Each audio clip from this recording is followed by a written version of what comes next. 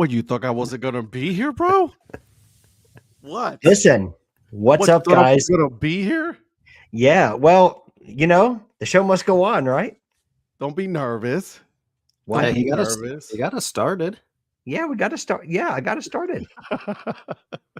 Welcome to the DHC Sports Show. Oh, wait, our host is here. Yeah, having a coughing fit. Jesus.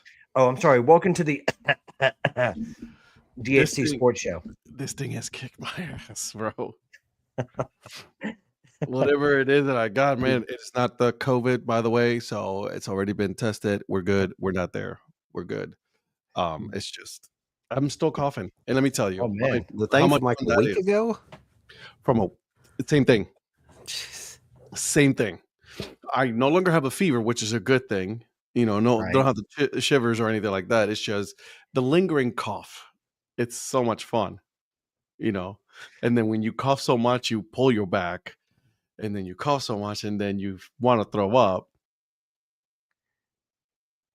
like right there. Yeah. Well, this might be one of probably because of Ed's coughing and sickness. This is probably one of the most eagerly anticipated episodes of the DHC Sports Show in history. As you can see, The NFL has been crazy. You don't have yeah. I do not have chicken pox. Well, What is it for adults? It's not chicken pox. Yeah. What's the other one? Measles? I don't know. Or I know what you're talking about. I had them. Yeah. Shingles. Yeah. That's no joke. So, no, I've had them. Trust me, they're awful. It is awful. Yeah. So, Polly, we do start at 8:30 on Mondays for the Break Even Sports Show, but it's 8 o'clock Eastern time on Tuesdays and Thursdays for the DHC Sports Show. Yep. That's right. And we already have some good friends in here tonight. What's up, Mike? I know Mike's ready for tonight's episode. I know that Mike man, has been Terry waiting. McCutcheon, Mike Bison. What's up, my man? He's got the popcorn ready. Popcorn ready. I don't know why. There's nothing to talk about. I mean, nothing happened over the weekend, right? Terry's like, am I pregnant? No, I'm not pregnant. No. Oh, man. Did he just refer to Edwin Diaz as Tanner Scott? He did. Yeah. Wow. Dude, first of all, how weird is that? Just to now about to see him, Edwin Diaz as a Dodger. I'm not surprised by it. Well, I didn't say I was surprised. I'm just saying, like, man. Well, I mean, Tanner Scott was probably seen as one of the top, arguably the top reliever on the market last offseason. They got him, and now Edwin Diaz, who I think is better, I agree. is now a Los Angeles Dodger as well. Was it 3 years, $69 million or something like that? Just a little bit of time, a little bit of money. Sorry, 3 years, $96 million or something like that. Something about 30 a year. So I don't know. Zach Beeson, I'm listening to you. Also, I'll don't knock out my kids for the completing homework. Hey, listen, got to get that homework ready, kiddos. All morning school. That's where people were saying to me. Yep. Well, before we go any further, this show is brought to you by, not by a cough, and not by Mucinex. Yeah, I wish it was by Mucinex. But by Old Fort Baseball Co., our good friend Logan. So for all of you that are in here, make sure you go visit Old Fort, and if you want to get 15% off your entire purchase, yes, I said your entire purchase, make sure you use code Dad Hat. That's code Dad Hat for 15% off at checkout for your entire purchase. Now, how many of you like stickers? Yeah, baby. Hey. Yeah, baby. Hey. Well, no. Old Fort Baseball Co. also has a monthly sticker club that you can have, and normally it costs $6 a month. But if you use code DHC, you can get 50% off of your sticker club purchase, and you can get new stickers delivered to your door every month for just $3 a month. But you have to use code DHC, and we have that for you because you guys are friends of the show. We really appreciate your support, and we really appreciate our friend Logan and our friends over at Old Fort Baseball Co. for sponsoring this show. And make sure you go check them out and check out the great merch and the great stickers they have. Look at you. That's pretty good. Hey, every once in a while. Blind girls find, So Mike, yes, Tomorrow. Virgil is on the phone with his therapist. He wasn't quite sure if he could get ready for this show. He's going to be a little bit late because, therapists are expensive. So he wants to make sure he gets every minute in to get that therapy that he needs. Hey, nothing wrong with that, baby. Hey, Joe Sheets, professional reader over there. Yeah, they had to train me. It's only taken me 2 years. But anyways, yeah. So apparently, as I said, this has been one of the most eagerly anticipated episodes of this show, and Ed, why is that? NFL. Was it? Do we Was not it want because? to do our was it because hats the or full- anything? I know, right? He What? just This wants guy to just jump wants into to it. go. Jump into the Relax. drama. Who, me? Yeah, Yeah, we haven't talked let's about talk- our hats, Let's bro. talk about hats and drinks. Well, and- I got caught up in the anticipation. I'm sorry. So, Hot dog, you know what So- I'm saying? Like, well, you're not wearing anything except your bald head. So Eric, There you what are go. you wearing and what are you drinking, my friend? I am wearing the 1 year only, I believe, Queens Kings. What was that, 2000? That's correct. Because they are now the Brooklyn Cyclones as of 2001. So I had the Queens Kings hat from, I believe it was Hat Club, if I'm not mistaken. I got that probably right after and I didn't know anything about him until Paul was talking with, what's his name that designed, why am I blanking on who designed the Brooklyn Cyclones and the Queens Kings? Wasn't that Dan Simon? No. Was it not? I thought it was Dan Simon. Was it Grandiose? No, it was the Todd. Todd Radom? Radom. Todd Todd Radom. Radom, that's Radom, yeah. Todd Radom. So he was talking with Todd about it a couple of years ago, I think. Now at this point, so I ended up finding this hat out there. And then today I have the Cheerwine Ale. How is from that? Noda Brewing. I don't know. I haven't had it yet. Which brewery is that from? Noda. Actually, it's not too bad. It's a wheat ale with natural and artificial cherry flavors, just like the Cheerwine drink itself. But yeah, it's not bad. But Noda Brewing out of Carolina. That must be from a certain person that just joined us now. It Mr. was. Mayor, Thank Donnie you. Wise. How are you, my friend? I'm doing good. I just drove near Noda when I went over to Divine Barrel. So, And by the way, I'm really enjoying mine, and I really appreciate you sending that. Appreciate it. I see it all the time here. I was like, maybe I should try it one day, but I'm not really a Cheerwine, fan. So Cheerwine. No. just like Patrick's not much of a beer drinker, but he complains when he doesn't get them. Right. I love to share my first world problems with everybody. So while Ed's having a coughing fit, Man. Mr. Mayor, what are you wearing and what are you drinking? Hopefully nothing alcoholic. Well, I was going to crack open one of those Divine Barrels, but I figured that's probably not a good thing. So I stopped at Jimmy John's. Oh, nice. I got some Diet Coke, not Pepsi. Diet Coke, the only diet. So yep. Good man. Coke. And then I'm still wearing my off to work first responders trucker hat that I had today. Oh, very nice. Oh, good for you. Very Oh, he's done talking to the therapist. I was going to say, look who just got off of the phone with their therapist.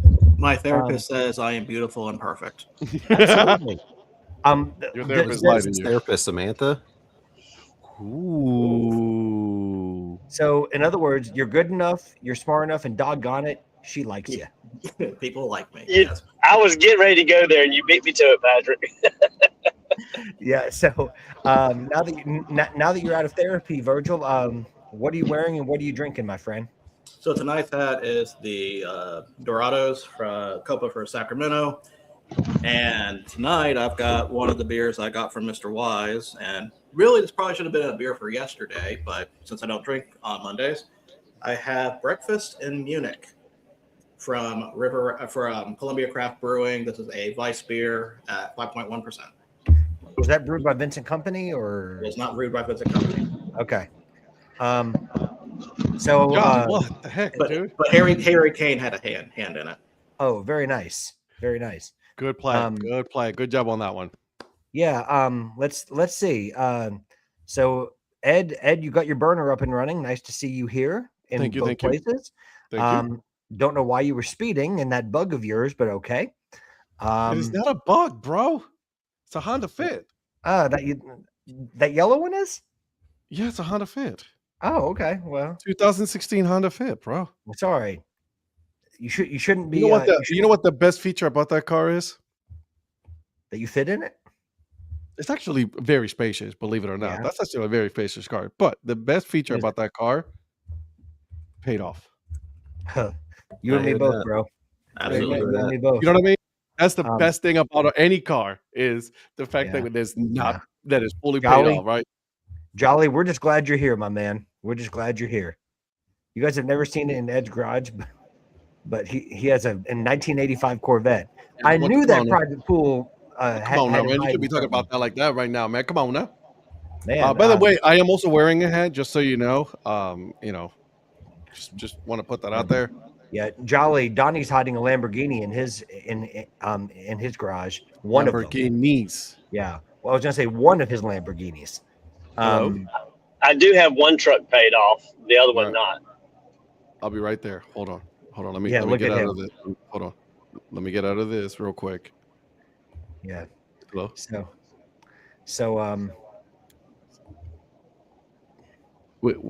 hello. Are you still there? I'm right here. Oh, okay. Well, so Mr. Rivera, what are you wearing and what are you drinking, my friend? Water for me tonight. Water for me.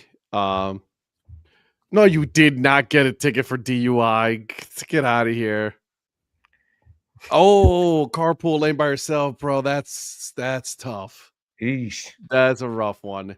Yeah. I'm wearing my Sandlot hat from Sandlot Company, out of Kansas City. So they're cool people there. Guys, check them out. They got these leather baseballs, man. I wonder if anybody would have one nearby to show us. But it was great. I wonder. So maybe somebody has one of the. Mine. It's around here somewhere. It's somewhere around there. I know it is. So you got your ball somewhere around there. Don't worry about that. Anyways, listen. So Sandlot Company. I am drinking water tonight. Just because I'm trying to just flush this out of my system. I've been drinking water like it's going out of style. And so, he just left just like that. Okay. And there it is. Okay, cool.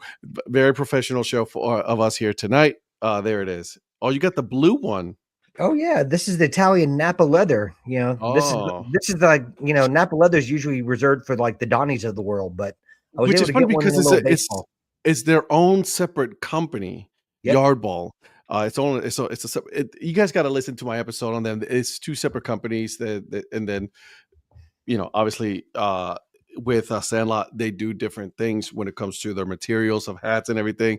They don't make a lot of a certain hat. They only make a certain amount. And then once it's sold out, it's sold out. That's it. They don't make anything else just because of the material, right? A lot of the times the material that they only have a limited amount of things that they can do. And then after that, boom, boom, boom. So yeah, there is that. Lynn is drinking water as well. I donated blood after work today. Good job, Lynn. Good for you, Lynn. And I am wearing a Texas Rangers hat, a Rangers script hat from my friends at, I think this one's Hat Club. It's either that or Toppers, but I believe this one's Hat Club. And I am drinking some y'all sweet tea, but it's the blackberry flavored sweet tea. So, you add your own sugar. You can sweeten it to taste, but yep. And let's see, a little Go Tigers. So all of a sudden we got a lot of Go Tiger stuff, showing up on the show. I wonder why.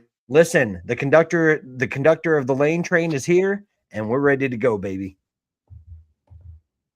So, anyways, and Ed froze up. He got so angry.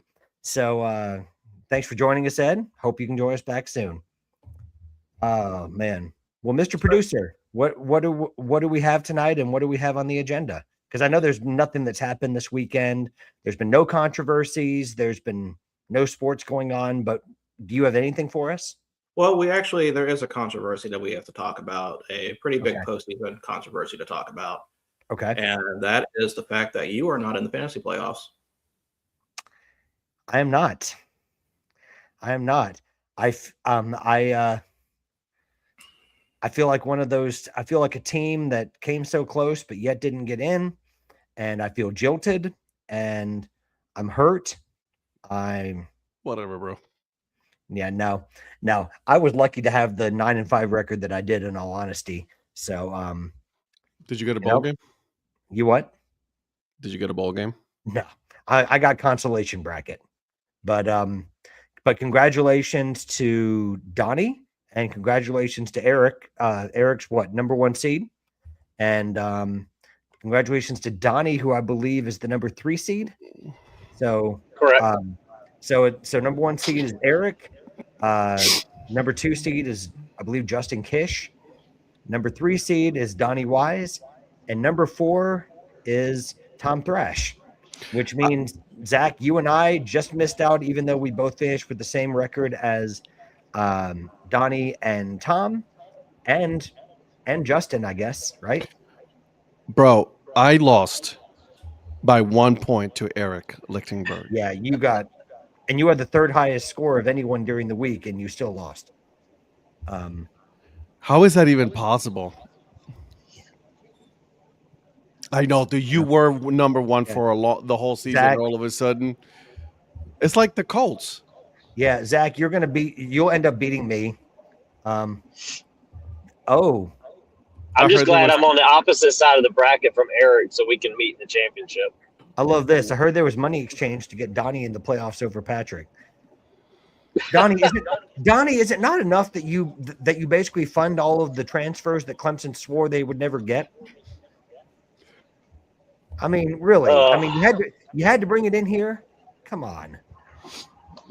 I had to do something for tax purposes. Well, couldn't you save it for your other league? Joe, you and me on the same. Did I get a bowl game but declined to play in it? Yeah. I don't think I have a choice in this matter. I think I have to be in the. In this case, I have to be in the consolation. No, you have a choice. Oh, just ignore it. Yeah, exactly. Just pull an official league. It's not. Yeah, it's not going to matter because Zach Beeson's going to beat me in the first round of the consolation bracket anyway.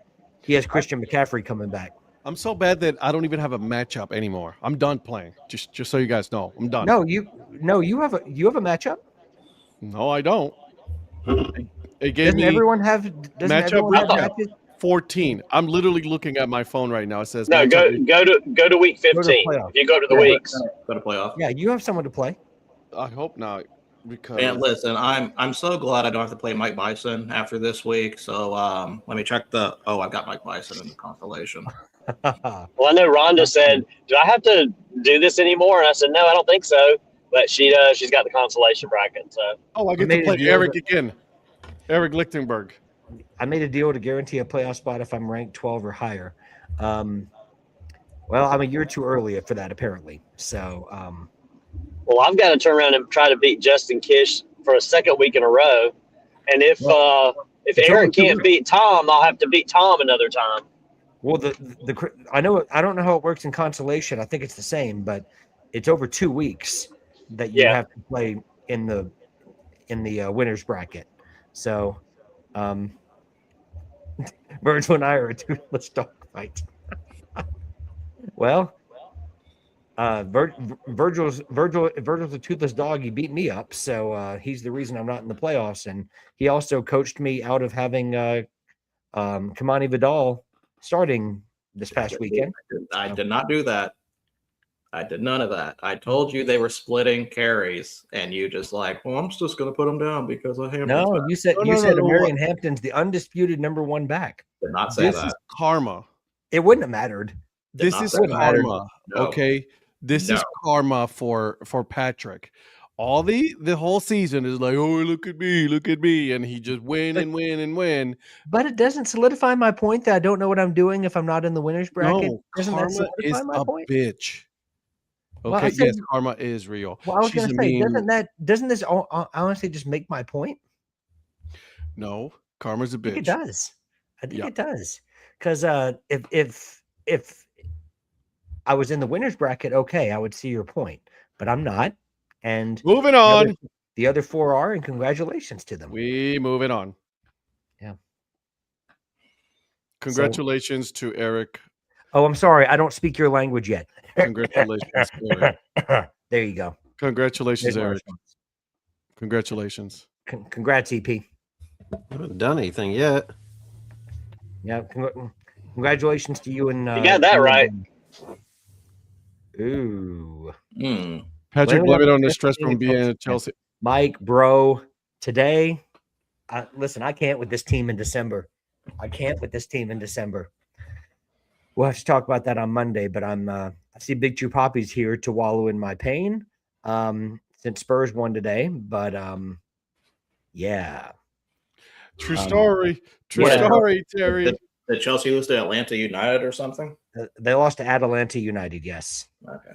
They sure did. After having a 1-0 lead, and then they lost. What is Totem? Did you switch teams, Big Chew Poppy?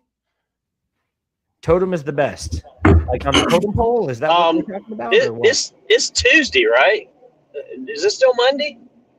No, it's Okay. It's Tuesday. Yeah. Okay. No. All right. Puppy, you're right. Hotspurs, baby, all the way. Let's go. No, he said Totem. But anyways. Nope. No, I know what he meant. Don't you worry about it. Yeah. Well, anyways, before it gets too much further off the rails, Mr. Producer, what do you have for us tonight? So let's go over picks real quick. Okay. So we had a lot of games to pick from. We have two people with losing records, so that kind of shows how great it went. And you technically have one by default because like you like skipped like a good bit of the games. So the winner of picks tonight with a record of 20-12.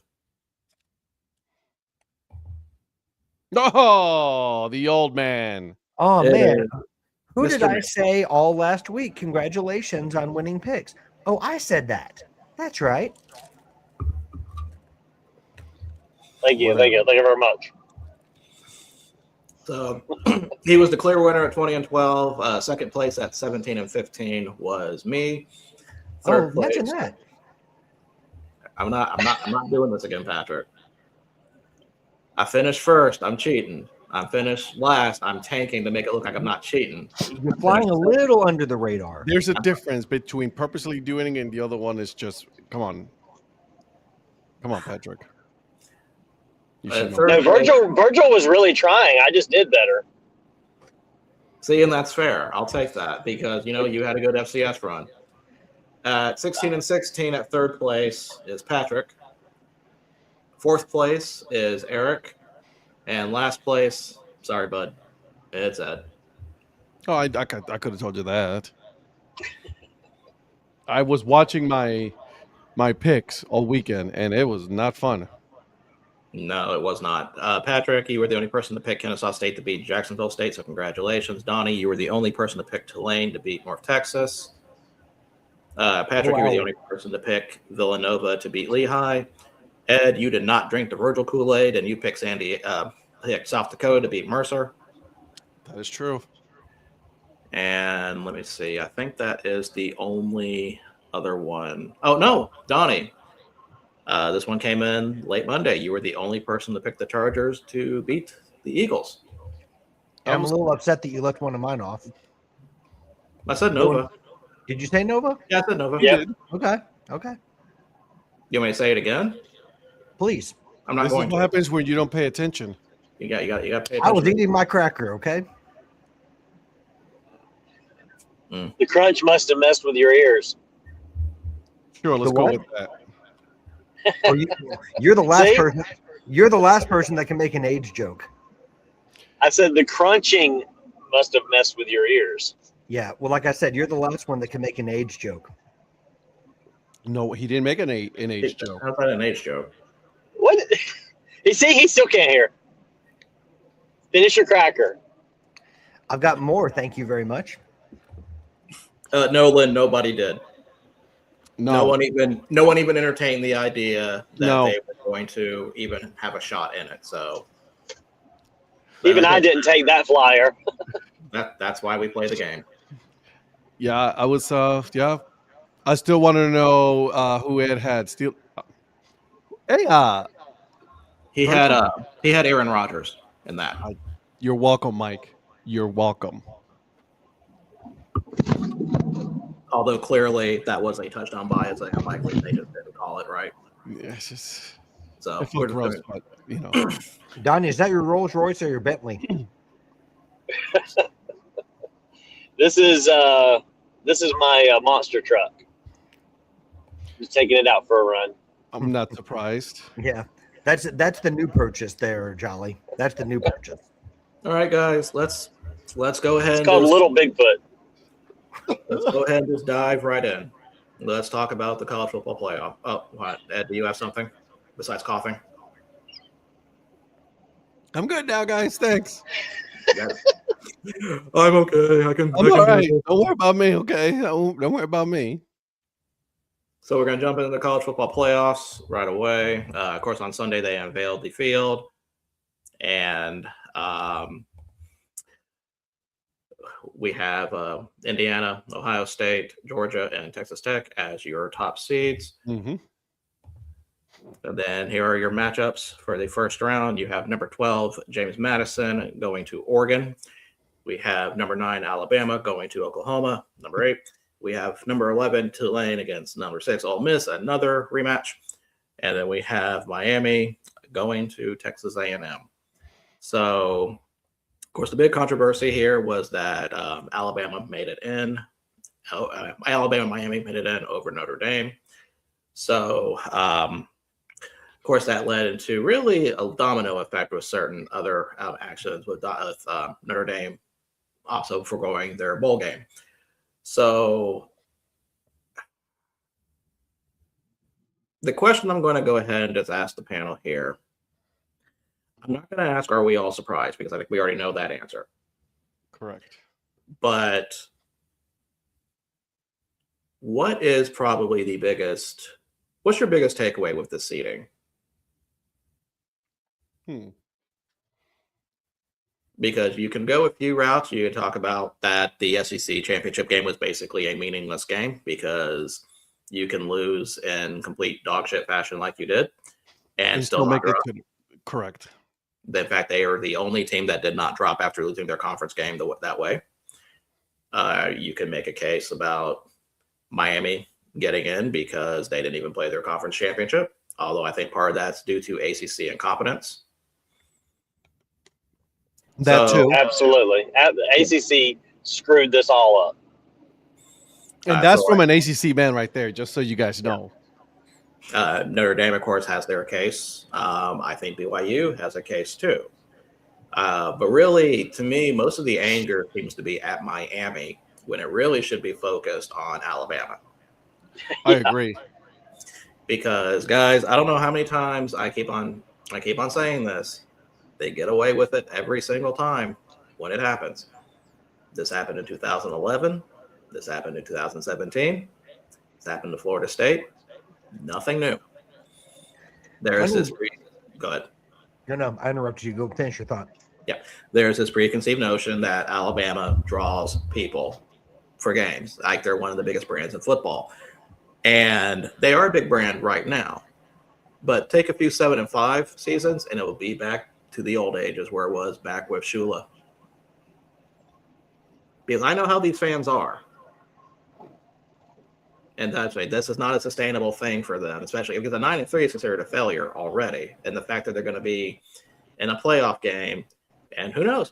We could just be talking about 3 teams that are just going to be eliminated in the first round. It may not even be a matter. It may not even make a difference. We may just be complaining about nothing. But it's always been favoritism. That's just how it is. And I was honestly surprised to see them in this time, but I fell for it. I think we all agree, honestly, Alabama has no business whatsoever. None. You're a 3-loss team. And then on top of that, you got embarrassed in the championship game. You didn't do absolutely nothing. And you're telling me that you have a higher percentage to make it to the college football playoffs over a Notre Dame team, over a Miami team, a higher seed on top of that. It just doesn't make any sense whatsoever. And And they were looking at possible buyout scenarios after they lost to Florida State earlier in the year.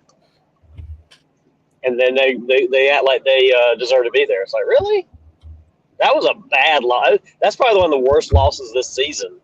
Well, I think that's the point. I think the fact that of the people that were up for the CFP, of the teams, by far the worst loss was Alabama.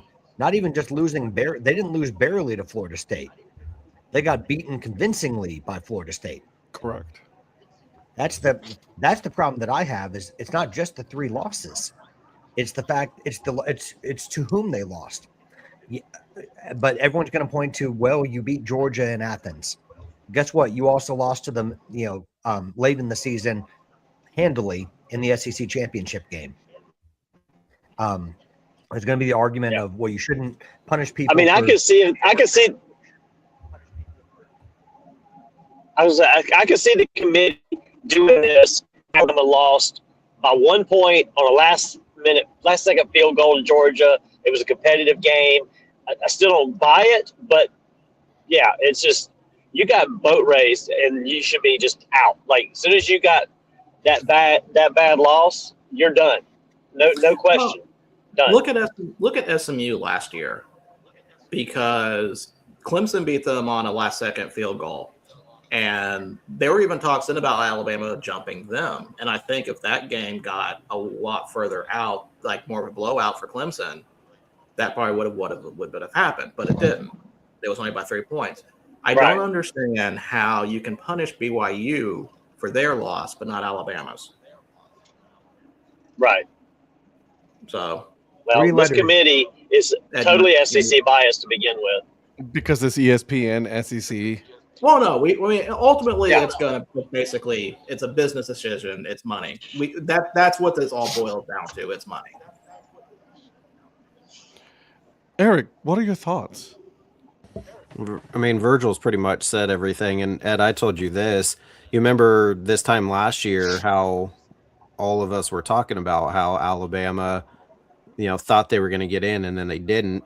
This is year 2 of the new 12-team playoff. You knew they weren't going to keep them out, because if they had them out the first 2 years of this new 12-team format. So I get that. I get it. Listen, I am well aware of what's at play here, right? I think we all know that it was a business decision that was made last year. It wasn't made this year. This decision was made last year. The decision was made that Alabama was going to get in no matter what. Eric's only here so he doesn't get fined. Maybe, and so it's bullshit. That's all I'm going to say on that matter. Fined by who? His mom. Yeah. Well, Eric, I'm with Beeson. I hope Oklahoma absolutely knocks the dog shit out of Alabama. Just boat races them. Oh, I cannot wait for that. I rarely pick Oklahoma in anything like that, as we all know this. That may have to change this week. Is this the one that everybody, just like they show that map of like who is rooting for who? It's the like entire country. The entire country just rooting against Alabama. What would be? I mean, if they win that game, though, then they'll be like, well, see, we should have been in. But then what if they lose in the second round type of thing? But I don't think a win. See, I never liked that argument about, well, if we win a game, that means we deserve to be in. No, it just means you took advantage of an opportunity you shouldn't have had. Yeah. So it doesn't. To me, that doesn't really. I mean, I understand why people say it, but me personally, that does not translate to me like that. So, Eric, do you mind if I ask you a question? Depends if I give you an answer. But I mean, you can ask the question. Well. So, how do you feel about, given what's happened, about Notre Dame skipping the bowl bid? I mean, at this point, what's the Ed is ducking? What's the point of playing in the Pop-Tart Bowl with your 12-string running back? Because it's getting to this point, and it's been well before this year, the last, I don't know, 3 or 4 years, maybe longer, where all these huge names have opted out, and it's like you don't even have the same team. And that's what they ultimately came down to, is that when coach talked to the captains, they said, yeah, coach, we'd love to play, but all these guys that are going to opt out and get ready for the draft, it's not going to be the same team that we played with for 12 weeks of the year. Like, but I know everybody's But saying isn't it a chance? Isn't it a chance to see what your team's going to look like next year in a competitive game?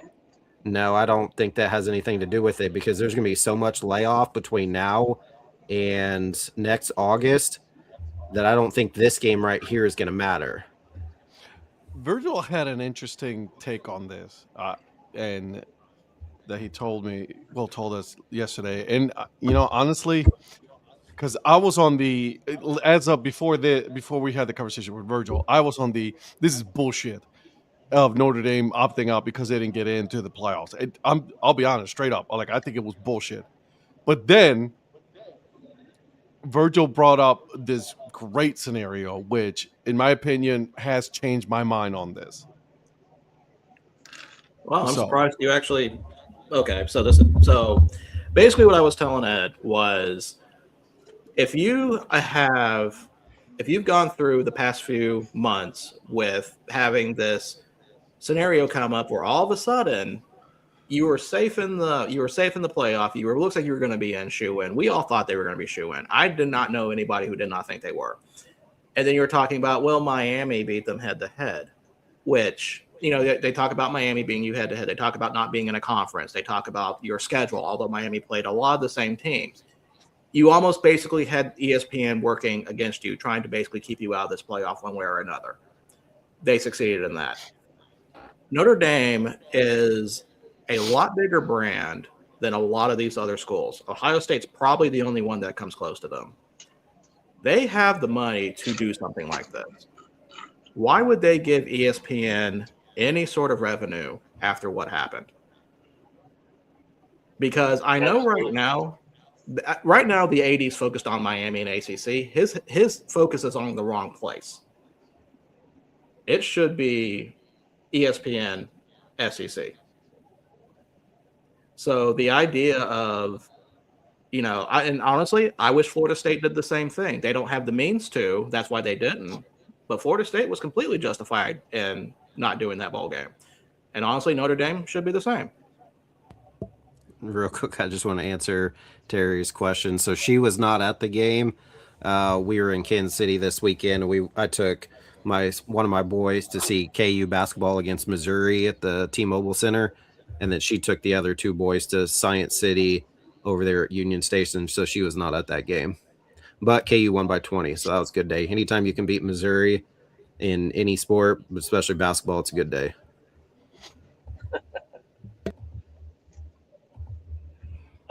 Yeah, I was just going to say, to your point, Virgil, about the AD, going after the ACC. I mean, I get it. The thing is, I mean, I didn't see the press conference, but I know what he said on Dan Patrick, and I know he kind of reiterated some of that stuff about they feel, this harm of the ACC kind of attacked Notre Dame. And I'm like, well, you're not in the conference in football, and Miami is. They're going to fight for their member school in the football scenario. And if you don't like that, that's too bad. Now, I don't know if the ACC went too far or not, but you're right. They have a bigger beef with the SEC ESPN combo bias than anything. They should be teaming up with the ACC to call that out. Thank you, Brett. Speaking of calling out, this does not fix the problem. Correct. No. BYU. Here's the thing. BYU is a good example. Here's the thing. Last year was a complete doomsday scenario for everybody who was saying you had to join a conference. That conference superiority was the way to go. Because think about all the hype with the SEC versus Big Ten that was going. Notre Dame makes the championship game as an independent. If they win that game, that basically means conferences don't matter. Technically, they don't matter anymore anyways. They don't matter anymore anyway. So no, joining a conference, they don't need to. At this point, if they didn't join a conference back in 2020, they're not joining one now. There's no reason to at this point. Right. And Phil, the other part of this is Alabama made it in, and they got boat race in their own conference, so it doesn't really matter if you win a conference championship, which is what everybody was supposed to be saying, right? You're a 3-loss team who got your ass handed to you in the conference championship, and you still were handed a ticket to the playoffs. So no, conferences don't matter. Big Ten doesn't matter. ACC didn't have either team from their conference championship get in. And I was trying to say earlier, but my connection was bad. When Virgil was talking about the having a team play in there and do bad. I mean, look what Duke did. Duke took advantage of that situation as well by being in there and winning, and that it was going to get them nowhere. I mean, all that did was help Miami get in. And Donnie makes a point there about the game itself, and I know we're still kind of talking about it, but at some point, if we talk about the championship weekend games themselves, especially like the Big Ten game, I'd be curious to hear your thoughts once we get to that point, kind of your thoughts on the games this weekends themselves, because that one was a really good game. Most of the others were not. I mean, there's a few others, but yeah, especially the Big Ten game. So when we get to it, I would be curious what you guys thought of that, because Indiana, I mean, it's maybe surprised quite a few people. Well, Duke's been a better team all year long than their record. They just lost some games they shouldn't have lost, and they won some games they shouldn't have won. I mean, that goes back to the refereeing in the ACC, which we all know is crap too. And I'm not going to belabor the point because we know that Clemson got robbed. That doesn't change anything. It happened, and it's what it is. And only because of that happening did Duke win a tiebreaker or even be in a position to get in the tiebreaker. That whole system is flawed as well. And to the problem of none of this fixing anything, unfortunately, the committee and ESPN, the only solution they're going to offer is we'll go to a 16 team, because then they can pretty much guarantee Notre Dame's going to be one of the top 15 teams every year, and that solves that. And it gives them room to put more SEC teams in. So that's what's going to end up being their solution. That doesn't still fix the problem. That just changes the problem. And listen, I'm going to go ahead and say this because I know this is kind of a sticking point with me with a lot of stuff. It is not a true football playoff if every conference is not represented. Period. I don't want to hear this whole, we don't need group of 5 teams in there. No. If you want to be a true, legitimate playoff, every conference should be represented. If only there was some sort of playoff format in the lower league that they worked the kinks out already, and that actually sounds like that may work. Patrick, is that the VCS? Yes, sir. That is indeed the VCS. Yes, sir. Oh, so we're hyping VCS. Okay. Yeah, that's a new thing. Because I will make my own damn bracket if I have to. Please. Yeah, next year you need to do that. We need to show the world the VCS and the Virgil playoff rankings, the VPR. It's actually called the Virgil Conference Subdivision. Thank you very much, but that's okay. Yeah, but we're going to have a weekly ranking show that's going to be the VRP. Which at this point, it's pointless to have those weekly ranking shows anyway. It absolutely is. Well, Eric, and one point. Go ahead. I'm sorry. Sorry, I was just gonna say, and this is completely unrelated, but I've told you guys this for years, that what's the point of doing these? Hey, if the season ended in week 3, who gets in? Like, I've never liked any of that type of stuff. So no, and that was going to be my point. Is just to echo what you're saying. Is actually, and then in this case, this year, that Tuesday night show really made everything misleading, and it's made it demonstrably worse because you've got these Tuesday night shows that ESPN profits from every Tuesday with viewership and with numbers, and in every single poll leading up to the last one, the final one where Notre Dame was left out, even though Notre Dame played Miami in week 1, they constantly were ranked in front of Miami until they said, and it sounds like with the way that they did it, they didn't even take the head-to-head into account until this past week.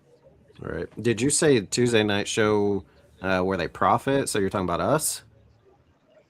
Well, I mean, they should give you a kickback if they're going to use your name. Well, no, I'm just saying you said Tuesday night and profit, so I thought you were talking about our show.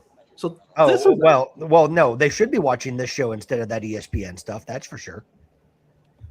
So this one's actually a good point here about Oregon's ranking at number 5. To me, they are not a 5th seed. The problem is I don't know who would be, because you look at the seeds, you have Ole Miss. See, I think Texas A&M and Ole Miss should have been flipped, in my opinion. Like, Ole Miss has some of the seeding does not make sense to me. Oregon as a 5 is definitely not the same Oregon team as last year. They've definitely looked very suspect. So, I don't know. I was a little surprised when I saw Oregon as 5. Yeah, Tech's been a better team all year. I think the only reason than Oregon. I think the only reason that Ole Miss is ranked ahead of A&M. I mean, I think it's because Ole Miss lost to Georgia in their only loss, and Texas A&M lost to a three-loss Texas team. Were you waving? I meant A&M, by the way. Sorry. Oh, are you waving to us? Hello, I don't know, Donnie. We're all here. No, yeah, Virgil, you're kind of talking about that. Yeah, it kind of surprised me that. Yes, I understand Ohio State hadn't lost all season, and hope that possum or whatever you ran over is fine. Where, yes, they lost to essentially what was the number 2 seed, now the number 1 seed, where they only dropped to the 2 seed, and now they're 12-1 versus Georgia, who won big, and they're also 12-1. But they're at 3, so I thought they might have flip-flopped them and put Georgia at 2 after their win and Ohio State at 3. So I was kind of surprised that they only dropped them. Again, I know it was to the now who's the number 1 team, undefeated Indiana. I just thought they might have flipped a couple spots instead of just go down 1. That's the only. Ed, you're muted. Sorry, I'm doing my cough drops. Ohio State should have dropped to number 3. They didn't win the Big Ten. Georgia won their conference. Mm-hmm. Georgia should have been number 2, then Ohio State. Yeah, it wasn't a bad loss whatsoever. No. But just the way that the one team, they both have the same record. One won their conference championship, one and didn't. one lost. I thought they would have flipped those two, but I agree. Yeah, I'm with you. That's another point with the conference championships. Just don't make any sense with what they're doing. And listen, I'm a Cleveland guy here, right? Like, I'm not an Ohio State graduate, but I root for Ohio State, and I agree. I think it should have been number 3, and I don't like Georgia at all. Yeah, I'm not a Georgia fan. Everyone knows that, but I do think they should have been the number 2 seed based on their results and based on the result of the SEC championship game. All right, so let me ask you this: Can I pose a question for you guys then? And I don't know if you guys asked this already. Before you do that, let me answer this question. Tulane and Ole Miss. Ole Miss is 17.5. Oregon, James Madison. Oregon is 21.5. And we can talk about spreads all we want, but and I know it's another level. But after Illinois State being North Dakota State and FCS, I'm not putting anything out of doubt at this point. Was that 5 interception game? Yes, that was the 5 interception game, and they still somehow won. And That's wild. That's just going to be a big head scratcher to me. Like, I will never understand that. All right, so here's the question for you guys: If you were to re-rank, and be honest about that, right? If you were to re-rank all the college football playoff bracket, how would you do it? Would you do 1 Indiana, 2 Georgia, 3 Ohio State, 4 Texas State? Does those 4 like that? I would, yeah. I would actually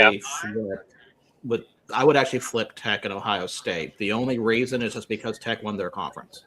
So you dropped them all the way from 1 to 4? No, I would put Indiana 1. I would put right. Georgia 2, Texas Tech 3, Ohio State 4. So Ohio State would have gone 1 to 4 then, because they were the 1 seed, before that game, then you say they Oh, would have sorry. dropped Okay. four Okay. instead of Yeah. I thought you meant currently. That's why I got confused. no. Where they were prior to that game, so you would have dropped them instead of, because I was thinking 3, just flip them in Georgia, but you say all the way down. And then Joe says that they can't, they don't want them to play Indiana in the semifinals. So putting them at 4, would that do the same thing then? It would That do. would put them in the semifinals. That's Yeah, why so That's why same if you number. were to put Ohio State at number 3, and then Georgia 2, Ohio State and Indiana would not meet each other until the championship if they were to make it through the whole bracket. Well, you could have changed the lower ones as well. If you're going to flop these around, there's some other movements you could have done to prevent that. Because I agree, it should be a reward to win your conference championship, like Eric is saying. Like Virgil's saying, to move Texas Tech ahead of Ohio State as well. Ohio State, yeah, you lost. You were number 1. You lost to number 2. But the other 2 won their conference championship, so they should jump you as well. And you should be the best of the ones who lost the conference championship, not ahead of anybody who won it. I don't disagree with that. I'm still trying to make conference championships somewhat relevant. I know it seems like it's a hard thing to do. You're on a hill that you're going to die on by yourself, Virgil, because the committee doesn't matter to them at all. Well, considering in the past 5 minutes, I basically said, screw it, I'm making my own bracket. I mean, may as well die on all these hills. Well, I think we're going to go over and move to your hill because I like your hill better. So let me ask you this. Okay, so Eric, you still keep Ohio State at 3? Or moving down to 4? Yeah, I can see now that we've talked about it more. I could see them, because if you're trying to avoid having them play Indiana until, but then again, does it matter where they play them? Because you just had it doesn't matter. And Oklahoma already play each other, and they're playing each other again. Same for Ole Miss and Tulane. So as long as it's not like the first round, I think it would be fine. But now that we've talked about it, yeah, I'd probably say instead of 3, dropped into 4. That would make sense since both Tech and Georgia won their championship games. The only change that I would make at this point, I would keep Oregon at 5. I don't see any reason why moving Oregon out of there. I would just remove Alabama.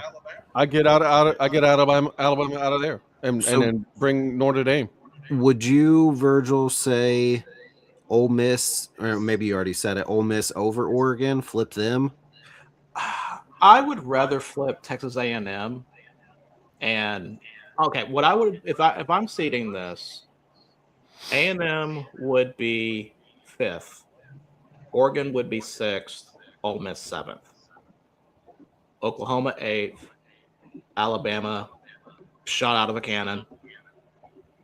So put Miami. I still feel like BYU had a better case than Miami, honestly, but that's really no one's talking about that, sadly. So if I'm just going off the rankings there, I would put Miami. I would put Alabama probably below Miami. Yeah, because if you had Notre Dame ranked ahead of Miami for the last 4 or 5 weeks, then you would put them in the Alabama slot, one ahead of Miami if you put both Notre Dame and Miami in there, and Alabama out. So that's how it should be. Yeah. Because, of course, your Tulane and James Madison are going to just be your 11 and 12. That is what it is. So, yeah, it should be Notre Dame instead of Alabama in the 9 slot, Miami in the 10 slot, because that's how the rankings were playing out to begin with. With what Michael's saying here, I'd be curious, because I know we've talked about this over the last week or two. I'll be curious to see what these first 4, Indiana, Georgia, Ohio State, Texas Tech, I'm curious to see how they do in round 2, because all these other teams that will have advanced and just played the previous week, whereas then they're just playing for the first time in 3-ish weeks, basically. And that layoff is not as quite as big as regular bowl season. I guess at least still is, but used to be, where I felt like a team would finish and then play like what seemed like 3 months later, basically. So I know we talked about last year's top 4. I'd be curious to see how that all pans out this year with the top 4 and what happens coming off their bye for their essentially their first game. Honestly, Yeah, because they all. the one that I I was would gonna say, the one I would say would be that's in danger of losing because of their bye would be Texas Tech, who they would play the winner of Oregon James Madison. See, I actually disagree with that. I think it would be Georgia. Yeah, I think Georgia's got the harder one Who because those guys are going to be waiting Ole for 3 weeks, and everybody else has only got to wait 2 weeks to play their game. This is assuming agree Ole with- Miss is Lane, to be fair. Well, Texas Tech is waiting also the same amount. So it would be Ole Miss, Georgia. Yes. It would be Ole Miss, Georgia. If Did they Tulane play wins- this year? I don't think that. I feel like they did. Let me see. Because what's Ole Miss's? Ole Miss. Ole Miss lost to Georgia. That's so right. that was their only loss. Was it close? I don't remember that game. That was It 43 was until the fourth quarter. 43-35. Mm. So the thing though is that like I'm I'm Like going to if stick with Oregon, Texas Tech. That game is going to be, to me, Oregon is a much better team, in my opinion, than Texas Tech. Oregon cannot handle defensive fronts very well. Indiana kind of exposed them on that, and that's what Texas Tech pretty much has. So that's really not a good matchup for Oregon, in my opinion. Again, I think if you have a bad loss out of those bye teams again this year, especially if one of the top ones, like if Ohio State, Georgia, or Indiana, for whatever reason, lose bad, then I guarantee you there'll be 16 teams next year, and there won't be any buys. I will be shocked if Indiana loses the first game. Oh, I would be too. But I'm just saying, if something weird like that happens where one of the top guys stumbles bad and loses, or even if it's super close against somebody they shouldn't be close to because of that extra bye week, those teams, everybody's going to be like, we got to get rid of buys. Let's just make it 16 teams and everybody plays. Mike, this isn't 2007. still, 13, your guys are giving Texas Tech a lot of credit for what I'm going to stick with Oregon. I think Oregon is a much better team overall. Okay, that's fair. Like I said, I think it'll be a good game either way. Oh, it's going to be great. January 1st game. I like how my God. I do like how we're talking about this and then watch it beat James Madison, beat both of them somehow. That'd be hilarious. I would- That would be awesome, though. That would be That'd be completely so good. I awesome. would be- That's like a George Mason going to the Final Four type. Absolutely. I don't believe in Zach. Cover your ears. I don't believe in Alabama or Oklahoma. Indiana. Well, one of them's going to have to win. Yeah, I know, but for them to beat Indiana. Indiana's good, guys. I watched that Big Ten championship. That's a good team. Indiana, Oklahoma may literally be a 5-3 game. It could be. Like I'm not even. Which one is that? Is that the Peach That's the Rose Bowl Rose? Oh, that's right, Rose Bowl. because the Big Ten championship. That's the right. champion.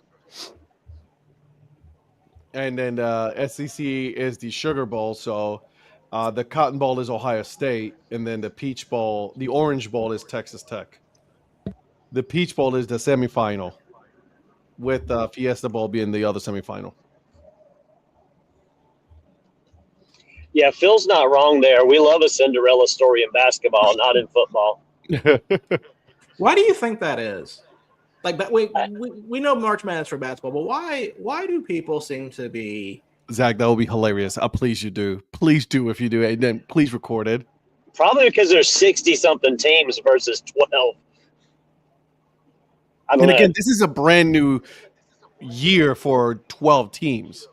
We've never really had this, so they really hasn't built up any kind of momentum when it comes to any kind of Cinderella stories or anything like that. Technically, if you had a Cinderella team to this year, it would either be either James Madison or Tulane. That's it, really. Well, and also with March Madness, there's so many top teams, there's so many blue blood teams, and then there's so many teams that have a great run, but there are so many smaller schools. I mean, just the tournament itself, it's like 4 days, 2 weeks in a row. It's just you live for that upset. It's like NASCAR. You wait for the crash. In football, you just don't want that. You want the blue bloods to battle it out, and you want the 4 best teams at the top. I don't. I'm Well, I don't either. I'm just saying, like the people.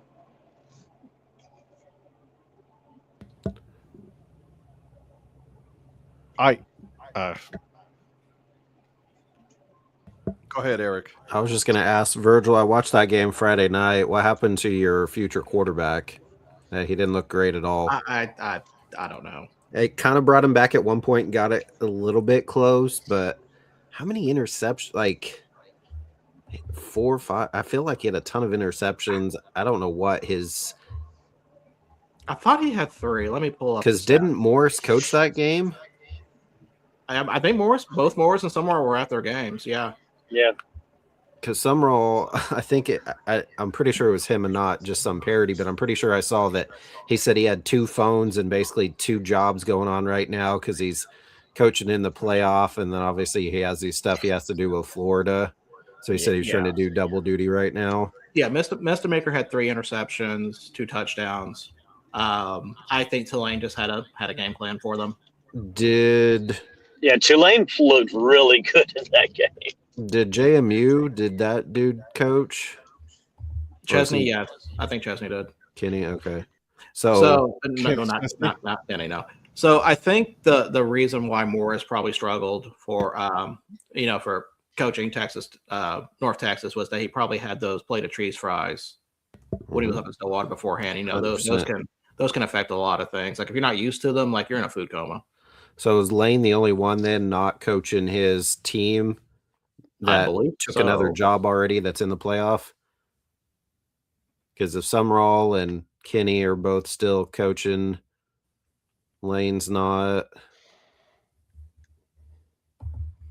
Yeah, I think running Lane's back. I think Lane's the only one not coaching.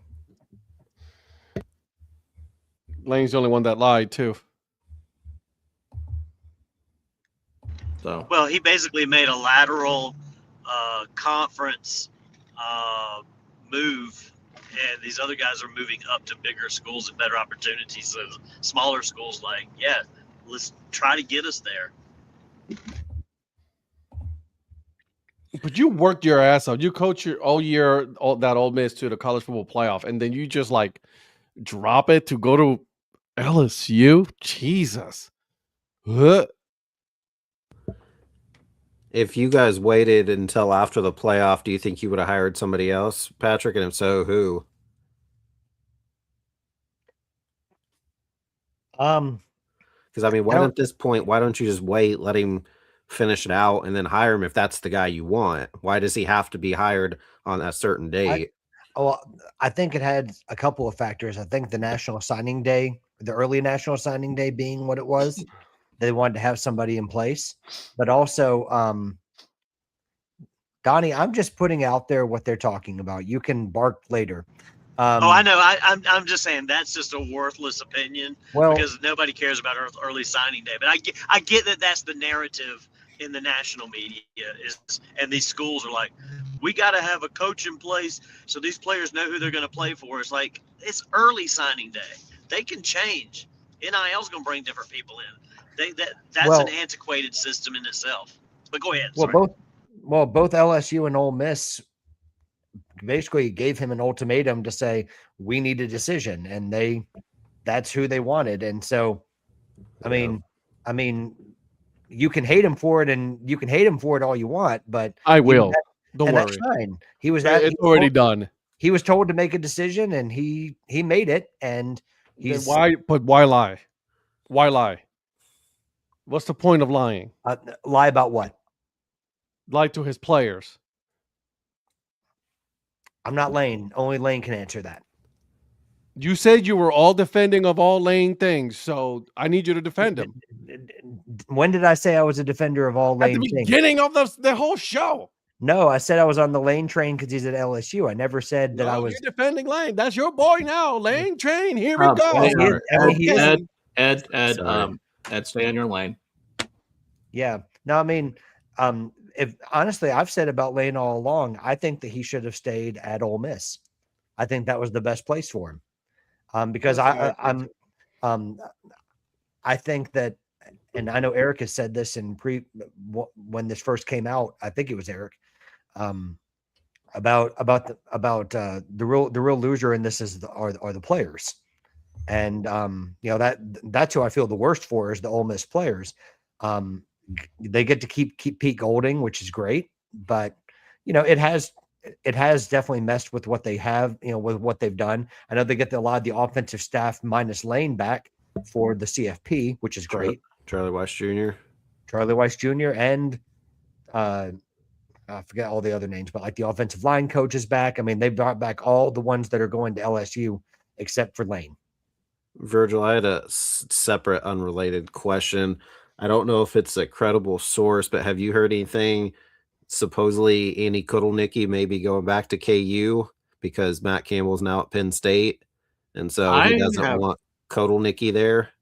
I have not heard that. Okay, I saw somebody just report it like before the show, and I don't know how credible it is. I'd love to have him back because I thought KU's offense was pretty good with him, and then obviously he wanted that job, and I'm pretty sure they said Matt Campbell doesn't want him now that he took over Penn State. So I haven't heard any more or who I saw that from, how credible it was, but I'd be happy if he came back. We need a new defensive coordinator too at that point, but I'd be glad to have Kotelnicki back if he does leave Penn State. Let me look into that. Because he was with Leipold for years and then finally got a good opportunity.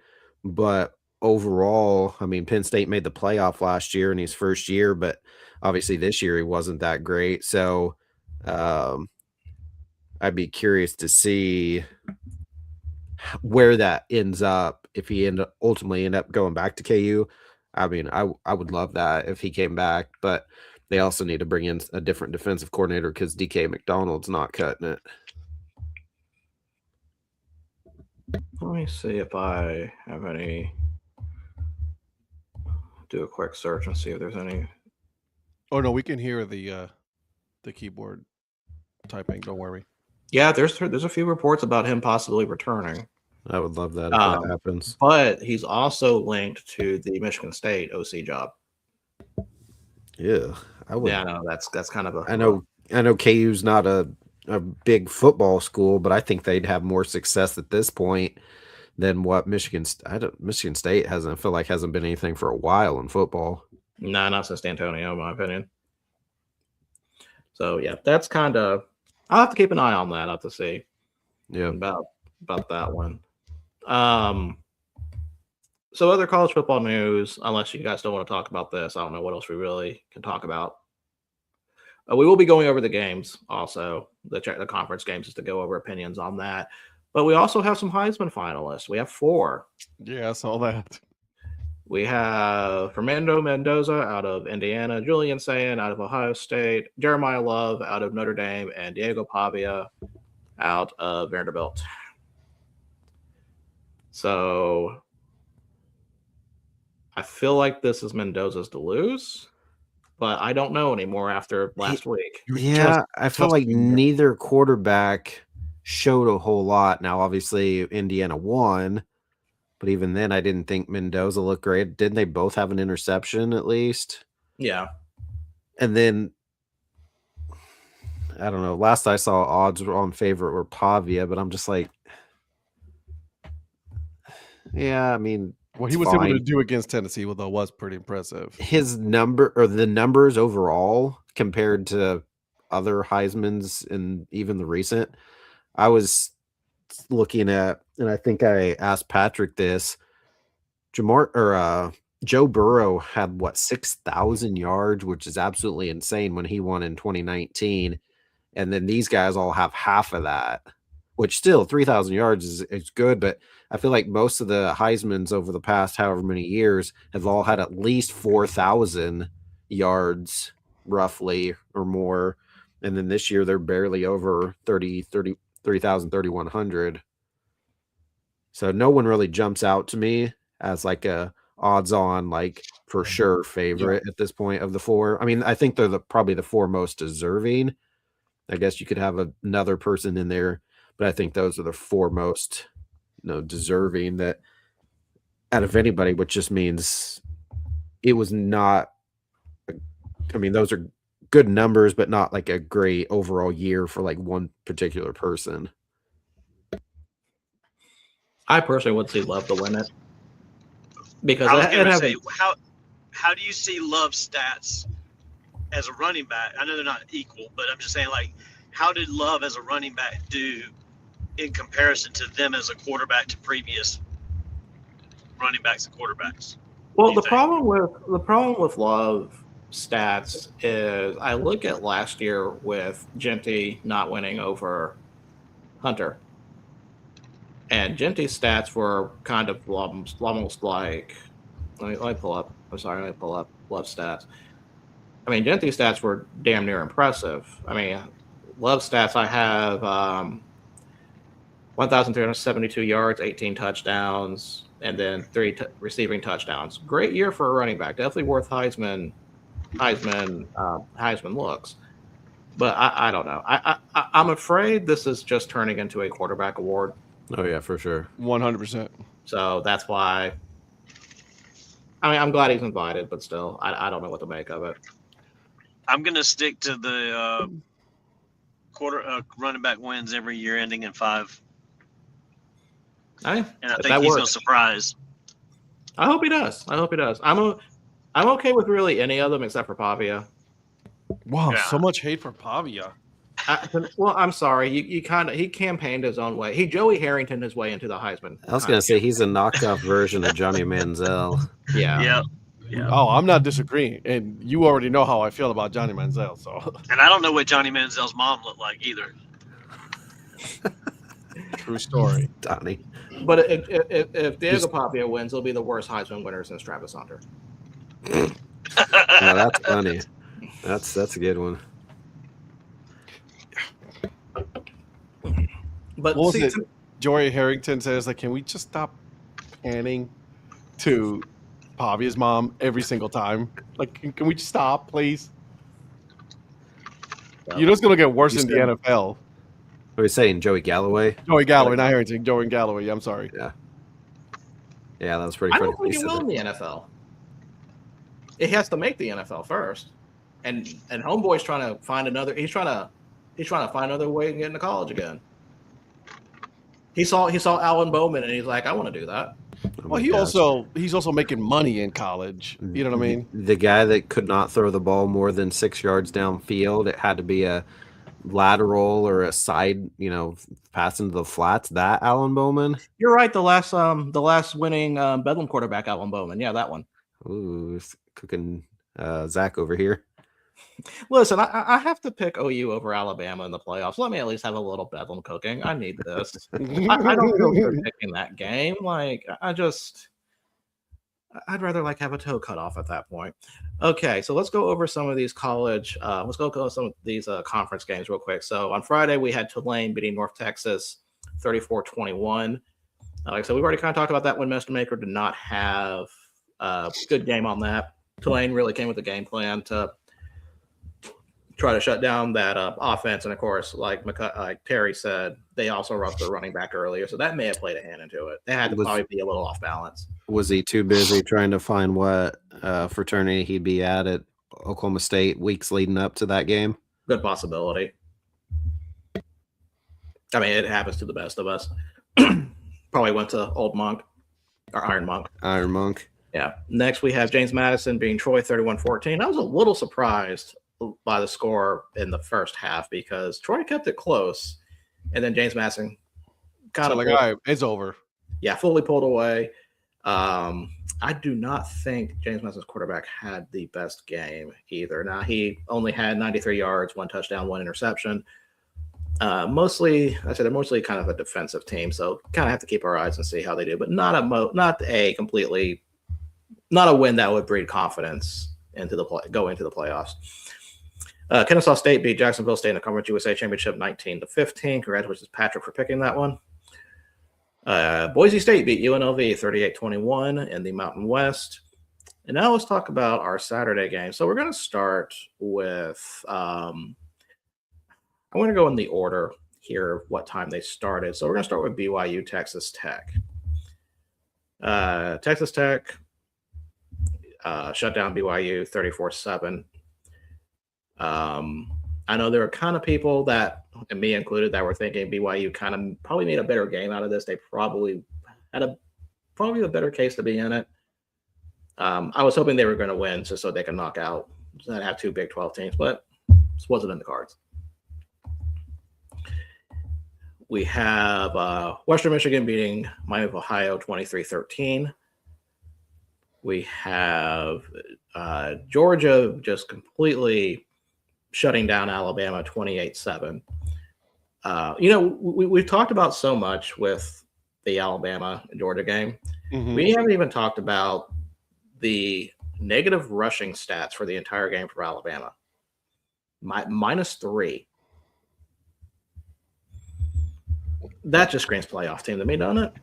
The only thing is that, and I'm not trying to defend it, but I think they skew it because they take into consideration sack yardage. I took the sack yardage out. Yikes. Was that still not? I thought that was part of what made them negative. Let me go back and take a look. And I could be wrong, but that's the only thing I think that I don't really care for is that, and not in the NFL, but in college, they include sack yardage as negative rushing yards. Okay, my bad. I misread that. The sack yardage is not out. So we'll take the sack yardage out. So that means they had, let's see, carry the 3 yards. Yeah, you did that pretty good. I wonder if you should do that for your profession. No, give it a shot. Here and there. Something to count on. So, bye, Donnie. So this really was Georgia's best game so far. They've really kind of had a season of, I'm not going to say mediocrity, but they were definitely down a step. Or two. Or two. Is this the game that basically catapults them where people are going to be thinking this is the Georgia that we know again? Or was this just kind of a one-off? No one likes Georgia anyways. Let's be honest. Who cares? I don't hate Georgia. I just kind of... I don't hate them. I just don't like them. That makes sense. I don't have any opinion about Georgia. I have no hate. I just don't care. Sorry. You have no hate just in general? Oh no, there's hate for people. Don't know. Georgia, any names or teams? Virgil, write this down. Yeah, but he knows all these already. Oh, I thought there'd be new ones. No new ones. No new ones this year. Okay, never mind. I tried Virgil. We're good. No, we're good. I appreciate that. I appreciate what you did, though. I appreciate that. So if anything would affect the seeding, I think I already got all the teams that I put in there. Already? Wow. Damn. We're not even to January or February yet. We already got the March bracket ready. I may have already done some work on it. Did you put Reese back in there? No, I know Reese is kind of trending down because there's some new ones in there. And in fact, we have a brand new number 1 seed that I'm actually going to go ahead and say I think will probably win the whole thing. Wow. And wasn't it Modell this year? It was Modell this year, and Modell cannot be part of it twice. Wow, you can't have back-to-back national champions? Not from the way I'm going to do this. No, you cannot have back-to-back national champions. I have an idea. Because the way I'm going to do this is I'm going to I wasn't there the entire term. Yes, there is. There's hate. But not for Georgia. I just don't really care. It's just they've never been on like oh, everybody's like, oh my God, Georgia this, Georgia. I'm like, I don't care. I will have a separate showcase where the winner of this tournament will go up against Modell. Whew, that may be the best matchup. The champion of champions, whatever, however you want to call it. Ooh, all right. I like that. Is that the Dad Hat Super Cup? The Queen's Kings tournament? Super Cup, Community Shield, call it whatever you want. And Brad is correct also about this one. I forgot to just mention this one. I don't know if you guys mentioned it. Colorado was on the playoffs last year. The military war dogs, Brett, that hat guy that sent us all hats. Same guy. Thanks for the hat, Brett. So now we need to talk about our last 2 games One because I thought it was one of the better games this weekend, and the other one because of the implications it had. First, we'll start in the Big Ten. Indiana pulling it out against Ohio State. I think only 2 of us picked Indiana to win this game. Me being one. I think, Patrick, you may have been the second. I don't remember. I have to go back and look. I'm going to be honest. I'm a little surprised they were able to do it. I thought this was going to be the game that Indiana was going to stumble at. They definitely played an Indiana-style game, very low scoring, a lot of good defensive plays. Ohio State really could not move the ball that well until probably until like the later on in the game. I mean, their that stats kick did not help either. No. But their stats were definitely a lot lower. Yeah, when they missed the kick, you know who we thought of when they missed the kick. Get rid of the kicking game. Tried to tell you. 100% thought about Eric. Eric is like, I told you. They're not football players. So I know we have a bracket. I know this is still early. I know matchups are going to be a thing with this, and there could be mismatches. But would you consider these two? Was this basically a preview of the finals? I would say no. You think someone's going to beat one of them? Okay, I can see it. Yeah. Is your preview James Madison versus Tulane? Yes. If that happened, oh my goodness, that would be the ratings would be terrible. But I would love to watch that game. Oh my god, I would so be there. We should, if that ever happens. Go live. We'll go live. We'll watch it live. That would be amazing. Hell, I mean, you would lose the Barstool crowd, but that's really it. That would be so awesome, though. Oh, be great. I'm going to disagree with Eric. I think we did see a preview of the national championship. Those are tough teams. Those 2 teams. Well, yeah, I'm not. Yeah, I mean, obviously they're top 2 teams for a reason, but I'm just kind of surprised at this point. If you were to pick, then who would make it out of those 2? Ohio State. You think so? Yeah, I know they beat Oregon and they beat Ohio State, but I just feel like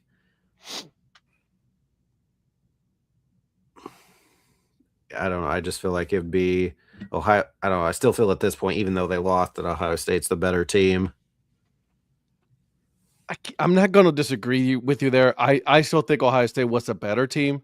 Because I think if Ohio State had, I don't know, Mbappe or something, maybe he could have kicked that field goal for him. They had a better kicker. Mm-hmm. Yeah, go soccer player type of. Get somebody from the soccer team. Dallas Cowboys have a Notre Dame soccer player that's just bombing every field goal. He's the best field goal kicker right now in the game. Yeah.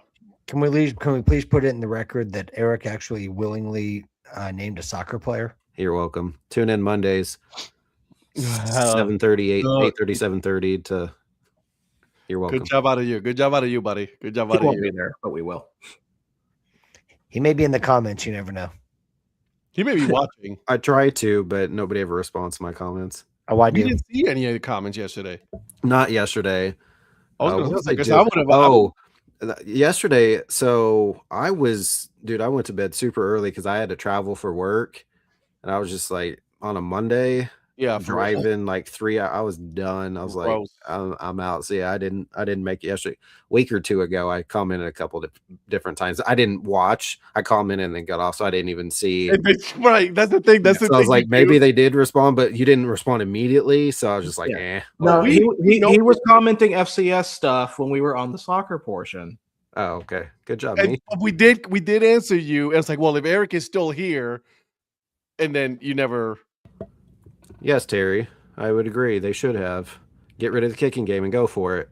They were so close to it. I would have gone for it because that would have been a punt. Yeah, because what was it? 20? Was it 25-yarder? Yeah, it was. It was close, and he missed it that bad. Like exactly. I would have gone for it as well. It's not chip shot, but about as close as you can as a chip shot, and the fact it was wide left, wasn't it? Yep. It just went from one side to the other. It was just we were in Kansas City, and I had that and the Duke Virginia game on because we had 2 TVs in our room. So I had both games going on, but then we left and we had a super late dinner. We went to Cheesecake Factory, and we don't have one yet in Wichita. We're supposed to be getting one maybe next year.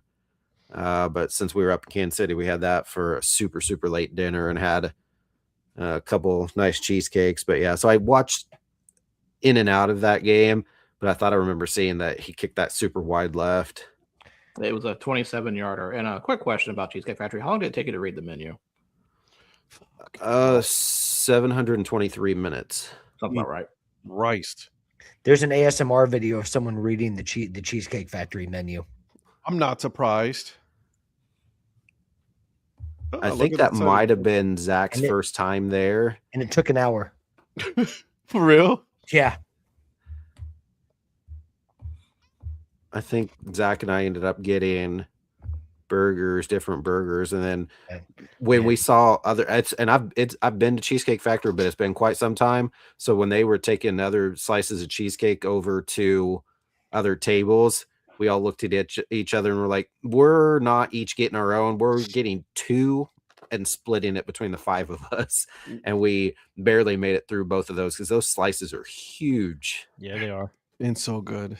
Yeah. I was just telling Donnie that's what we had late Saturday night. We were up in Kansas City. We went Cheesecake Factory. Man, I was there. Oh, go ahead, Patrick. Sorry. No, I love their Louisiana chicken pasta. That stuff is serious. Whew.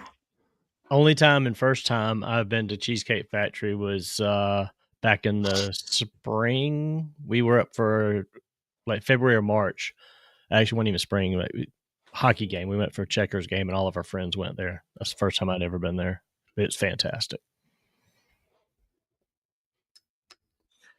So, guys, let's talk about the game that screwed up everything. That wasn't me. That was not me. That was not me. Ice cream paint job. Oh, that's sweet. I promise you that wasn't me. Well, it's too late now. Like we've already moved on back to our sensible selves. Although we'll talk. I swear to God, Ed, I'm gonna. That was live audio of Ed. Oh no, this is gonna be. Well, here Ed's gonna do it again because this also came in the mail today. What?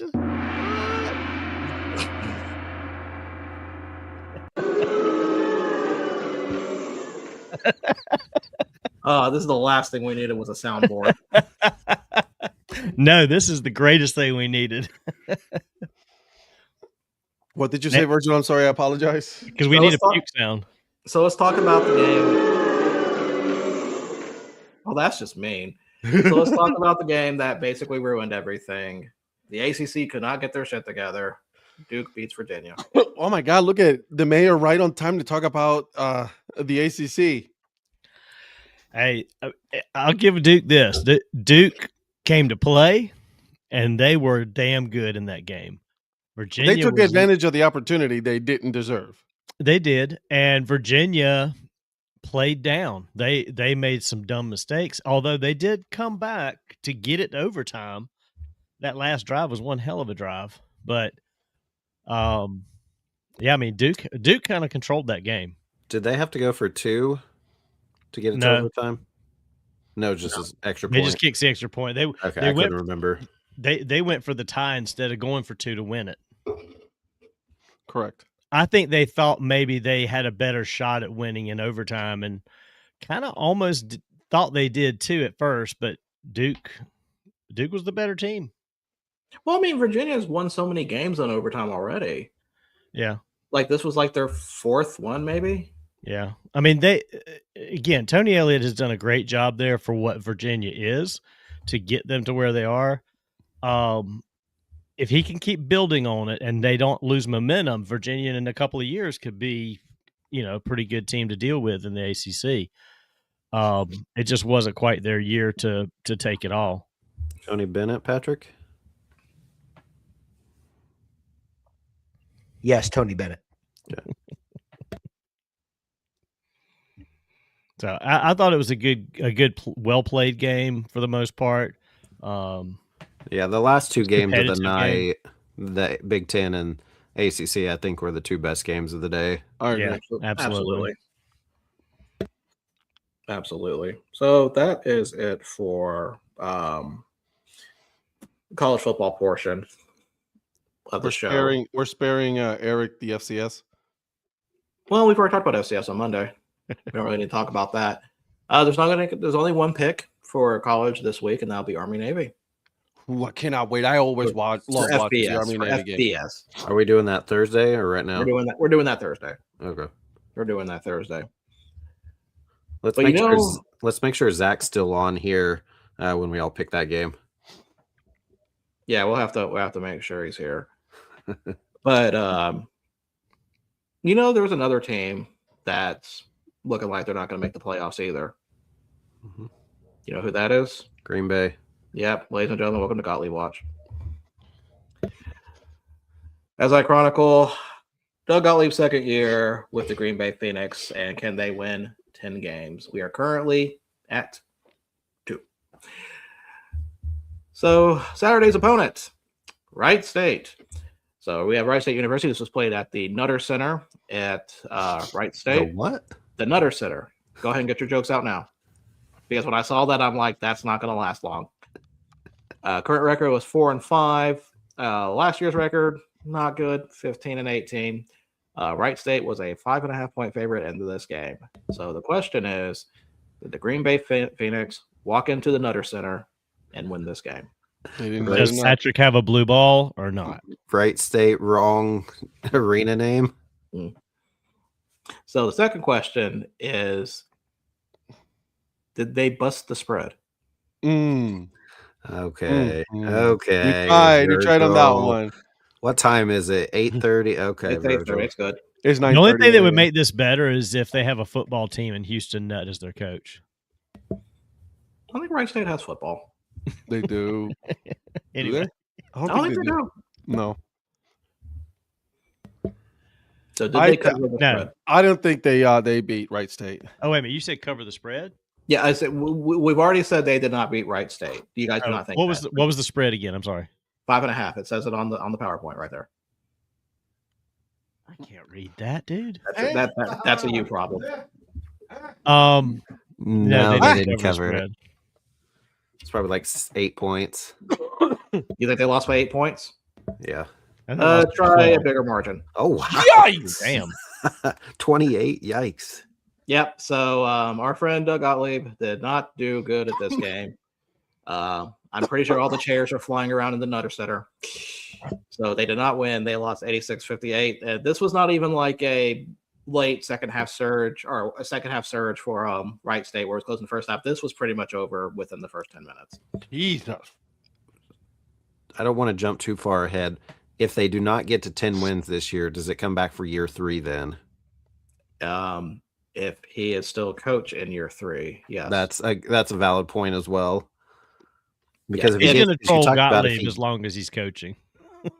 Because I was going to say, if they get to 10 wins, you say, well, I'm not sure. We'll probably have to kill it. But then I was thinking, well, if they don't get to it, would we bring it back? But you're right. If they don't, then he may not be there anymore. This will only last as long as he's there. Well, sources coming out of Green Bay say that UW Green Bay is going to keep him around because of the amazing exposure they get from Gottlieb Watch. And Mr. Gottlieb will keep his job because he brings exposure to the university. I didn't say good exposure. I just said exposure. Okay. Let's say so. All exposure is good exposure is what you're saying. All exposure is a felony. So the next game, it's actually on Thursday. So we have another live Gottlieb watch. It'll be the IU Indy Panthers, which is formerly IUPUI. Why did you get rid of Ooey Pooey? I know. The name's way better. I don't know why they did that. Such a horrible name. Ooey Pooey was so much better. 1,000% better. All right. So Doug Gottlieb did not win. We'll see what happens next time. I am rooting for a loss. I mean, you always root for losses, don't you? I root for chaos. So let's talk about Let's talk about baseball for a minute because we do have some. We have someone that was elected to the Hall of Fame, and it was the one that I don't think a lot of people expected, and that is Jeff Kent. When I saw the announcement, it was basically what Donnie said. Seriously, a lot of unbelievables, a lot of terribles was thrown around. What do you guys think of this? I mean, I'm not saying Jeff Kent's not deserving, but he's not deserving right now ahead of all those people. I'll say he's not deserving.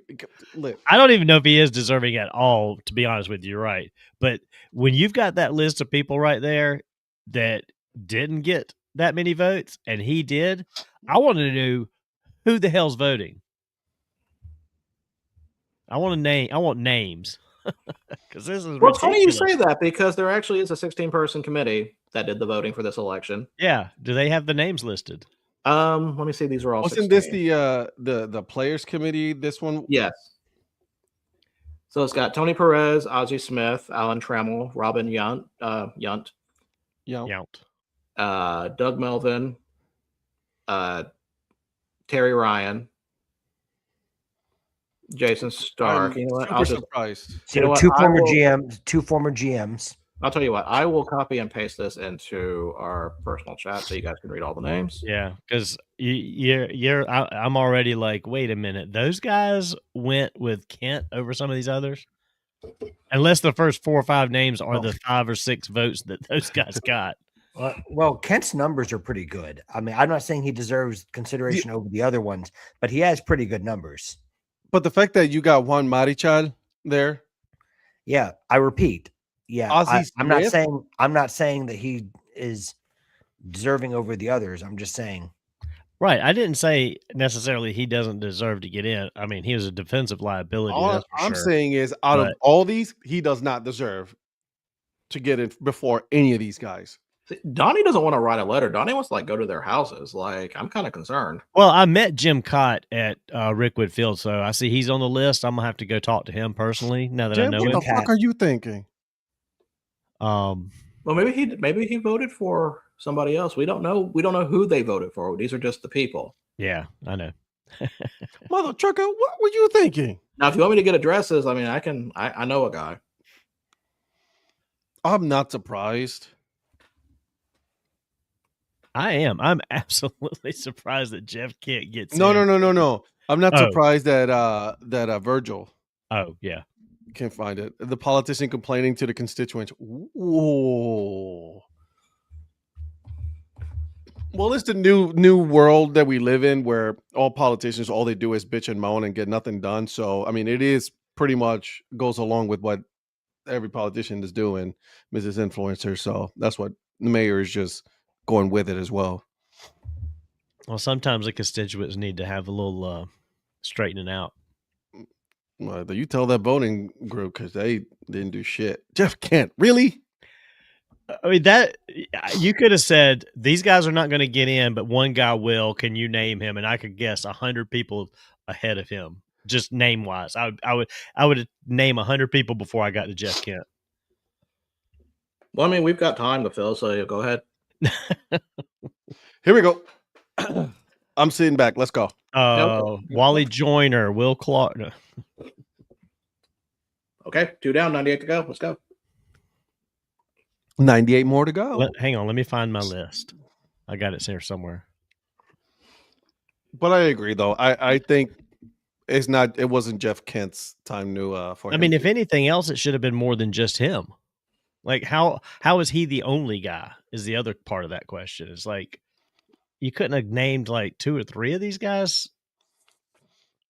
And you only went with 1? Yeah. I mean, I don't know how many votes each person gets either, but apparently there are reports coming out of the winter meetings that he was booed when they were announced, that it was announced that Jeff Kent made the Hall of Fame. Shut up. That's hilarious. He's gonna be remembered as the one that got in when others should have. You got to memorize your list the way that Patrick memorized his. Yeah. Yeah, I'm too old for that, Shannon. I can't remember names of people I know. I mean, he got in before Bonds. Exactly. Like, man, that just hit me. Yeah. But before Bonds, before A-Rod, before Clemens. Yeah, he got in before all of those guys. I just don't think of Jeff Kent when I think of Hall of Famer. And Jeff Kent was never really a fan favorite anyway. He was booed. No, that's why he got booed. I was going to say, but he was booed when he played. He was an ass. He's still an ass. You know who drafted him? No. The Blue Jays. Oh, wow. So it's your fault. Yeah, well, pretty much. They traded him to the Mets for David Cone. So, oof. We don't want you here so bad that we're willing to take shittier people. David Cone wasn't bad in Toronto. That's where he ended up being a Yankee. Meh, whatever. I think the Yankees got him after Toronto did. Didn't he win a Cy Young with Kansas City? Who, David Cone? Yeah. I believe so, yeah. Of course you would know that. He's your team. He's on your team. But that was way before my time. He was a great pitcher with the Yankees. Yeah, no, David. First of all, I don't care about the Yankees. How about that one? He had a no-hitter with the Yankees. I don't care about the Kansas City Royals or the Blue Jays. Did you guys talk or the earlier? Brewers or the Yankees? Yeah, he just names all our teams. I didn't write that shit. In fact, he's going to name his own team also, just out of self-loathing. Pretty much, yes. Yes. Did you guys talk about Diaz earlier? Because I thought that came up. We did. Oh, did y'all? Okay, I missed that. No, we did. We did. Okay. It's just a little surprising that the Mets. I think the Mets are kind of like, we're not going to spend that much money again. We regret spending this much money and not get anything out of this. Well, they already signed an insurance policy anyway.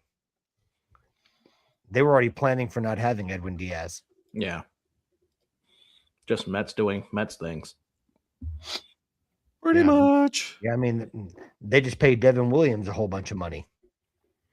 Not quite as much as Edwin Diaz got, but they give Devin Williams 3 years, 51, and then Diaz got 3 years, 69. Would you have given him that much money if you're the Dodgers? Dodgers have money to spend. The Dodgers don't care.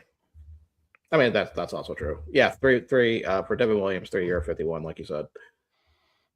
Yeah. I think that if there was one weakness that the Dodgers had, it was probably their bullpen. And now they fortified that. And now they've got Gratterall coming back from surgery. They've got Trinan coming back. They've got Tanner Scott, who they hope will rebound. They've got Edwin Diaz. You've got Roki Sasaki. If he's put back in the pen, he may be a starter again, but depending on what he does. You what? I think he'll be a starter. Yeah, well, if he can translate to success, I mean, he's got to prove it. But he proved he can do it in the bullpen in high leverage situations. But he's being paid to be a starter for sure. Right. But I mean, it's a good pickup for the Dodgers. As much as you hate to say, the rich get richer. I mean, it's They were willing to stump up the cash that he wanted. I was surprised he took a 3-year deal. I thought he was in the market for 5, but I can only guess no team was willing to give him 5. Not with his injuries. No, yeah, I would say 3. I'm surprised he got a 3, honestly. Yeah, especially. Is there an opt-out clause after like the second year or something like that, or is it a full 3? I think it's a full 3 from what I heard, but I don't know. Virgil, you may have heard differently. It's a full 3. Wow. Yeah. That's a big, $69 million for a reliever. That's big money. And by the way, can we talk about something that it went under the radar, but it didn't work out, but good on them. The Pirates going in heavy on Kyle Schwarber. And the Orioles. The Orioles made the same offer to him that the Phillies did. Wow. Yeah, I mean, the Pirates was like, we want you. We're looking to, to become a bigger club. And they're like, all right, cool. Here we go. We're spending some money. I'm surprised that the Pirates did that. I wish my team would have done that. But well, there were a few teams in there that I was like, who put in offers, and I was like, am I reading that correctly? Why would you want your team to do that, Eddie? They're just going to sell them to Toronto like 2 years later. True story. That is true. I just won one championship in my lifetime. Can I at least get one? That's all I'm asking for. Is that too much to ask? I mean, for Cleveland, yes. Okay, got it. Cool. I'll say you're in Ohio State. Apparently, it is. Do you not claim that? No. Ohio State? Yeah. No, I don't claim that. Mm-mm. Are you still upset that Kent State didn't take the bowl?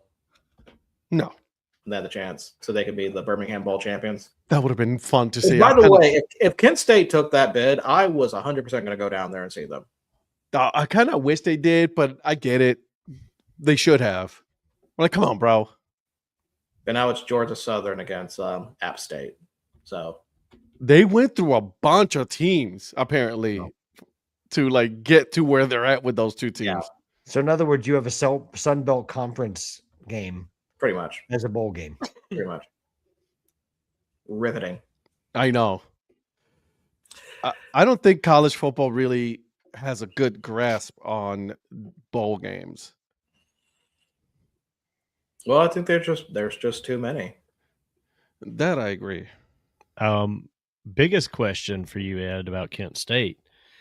Have you got it on your calendar to come to Columbia on Labor Day weekend? No. Labor Day weekend, they open up against the Gamecocks, Kent State football. I saw that. You might actually get me to go to a Gamecock game to see them with you if you come down for that game. Let's put it on the calendar for now. We'll see. That would be. Oh. I mean, it would be hurricane season though, so I don't know if he'll make it. I might just get. He'll get to Florence and have to turn around. I was like, what happened? Stupid hurricanes. His Honda will be unfit. My Honda can make it, bro. Don't be hating on my Honda. It's like a Minion, man. He'll make it through. It's the little Minion mobile, bro. Chill. Well, guys, let's pivot now to NFL. Because, man, there was a lot of interesting games to talk about. A lot of surprises, for sure, to say the least. So I was going to run down these games and just stop me when you guys want to talk about them. On Thursday, we had the Lions beating the Cowboys 44-30. Not surprised. Not surprised on that one. Even though I did pick the Cowboys, I shouldn't have. I was a little surprised you did. Like, it made me think. I had to double check and make sure I didn't put the wrong team. Yeah, but I'm like, all right, let's see. They had a good convincing win the week before, and I'm like, all right, let's see. Nope. Well, Eric almost picked him until he realized the game was in Detroit. So you weren't too far off. The little oopsie doodles by me on that. May have told him the wrong venue at the time. I wonder you always win. Little oopsie doodle, or is it? Let's see. What do you mean? Why do you mean that's always win? You tell us one thing, but it's the opposite. So, would you suggest that I'm cheating here? Yeah, that's exactly what I'm saying. My mama did not raise a cheater. Is she right there behind the camera? Is that why you're saying that? No, she's not. Okay. So on the Sunday games, we have the Seahawks beating the Falcons 37-9. Bills scraping by the Bengals 39-34. I thought the Bengals had this one for a minute. I picked the Bengals, and I'm like, all right, I'm going to look like a fucking genius on this one. They're playing better now that Burrow's back. The last couple weeks, they've looked better. Too bad they're going to be out of the playoffs. Right. Yeah, they're inspired, but I think it's a little too late for them. And I mean, that game looked like they were playing Canadian Premier League soccer or something. That was a lot of snow on the ground in that game. Who would have thought that Burrow was a improvement from Browning? I mean, I didn't. Crazy. Shocking what just happens here. Okay, next game. Ed, Titans beat the Browns 31-29. I blame the coach. I 100% blame the coach in that game. Blame the coach on this one because Sanders played out of his mind. He actually played really good. Oh no, I will give Sanders props. That was a really good performance. And you take him out on a scoring opportunity, like, are you out of your mind? Well, Like I've been defending Stefanski all year. I've been the one defending him. I'm like, no, let's see what's going on. No, dude, that could not. You couldn't just defend that. That was bad. but also, how did your defense give up 161 yards to Tony Pollard? I wouldn't have expected that either. Tony Pollard is not a bad running back. No, he's not. But they've stopped so much better running backs. Correct. Yes. I agree. Yeah. I can't defend it. So I don't know, man. I was upset, but I'm not upset at the same time because I'm so like already over this season with the Browns. So it is what it is. Do you think if they started Shedeur a little earlier, they probably would have won a few more games? Yeah. I mean, seeing how he physically plays versus Gabriel physically, I think Gabriel will be a good backup quarterback in the NFL. That's what he'll be, a good clipboard guy. Which games did Gabriel play? When he came in, he played the one in Europe. Was that the Vikings? That was his first game. Yep. That was the first game, yeah. Okay. Yep. So Steelers, Dolphins, Patriots, Jets. No, came in. Shedor's played Jets, Ravens, and Raiders. Oh no, he came in later. No, So he played Jets. yeah. So Raiders was his first game. He should have the Jets game. We could have won. He could have won the Jets game. I agree. I don't know. Even the Vikings, I think they would have. Well, Vikings that might have been a win too. That Ravens game, I think they would have won that. I agree too. Yeah. Yep. Because we had the Ravens all the way pretty much until that one big play for Andrews, and so I agree. I think like I said, I wanted the Browns to draft Shedeur Sanders. They didn't draft him at the time. They went first with Gabriel, which I think it was a massive mistake on the Browns' part to draft Dylan Gabriel's. Nothing against the kid. I wish him nothing but good luck. I just didn't think that he would fit the system and that they have in Cleveland. He just didn't. He's not a tall kid either, right? So it's just another Johnny Manziel situation. And so Johnny Manziel had better skill set than Dylan Gabriel. Just Johnny Manziel didn't have it all together up in his head. Still doesn't. He's a fucking moron. Total fucking cocksucker. I'll say it. Go ahead. It's the truth. Put him on the hate list. Could have been a contender. I guess we have to. Okay, that was the name I did not have on the hate list, Eric. So I guess we're adding him. All right, new list. Put him on the list. I'm gonna I will substitute DTR off the list for him. I don't know, man. And so, but yeah, no, and I think Shedeur would have, if had he been coached better. I'll even say it now. Like at this point, get rid of the head coach and get rid of the GM. The GM doesn't know what the fuck he's doing. I like how you randomly censor yourself on some words, but not others. I know. So next game, he doesn't know what the fuck he's doing. How's that? Is that better for you? Just a little consistency. That's all I ask for. So next game, Vikings beat the Commanders 31-0. Jaden Daniels out again. It looks like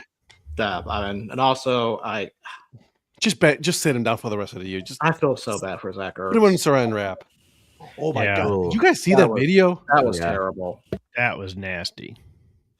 So Darla had him. I think he's on his fantasy team. On her fantasy team, I was like, "Wait, Zach Ertz played?" I'm like, "Nope." No, Rhonda has him. Rhonda has him. I was like, "What happened to Ertz?" I'm like, "Oh, you haven't seen it, have you?" I was like, "Hold, please." I saw that and I showed it to Rhonda. She was like, "Oh man." She was like this. She was like, "Huh?" I was like, "Yeah, it's that bad." So should the Commanders have even played Daniels as where they're at? They're not playing for anything. Why even bring him back at this point? So many injuries. That's the one team that has got hit with so many injuries this year.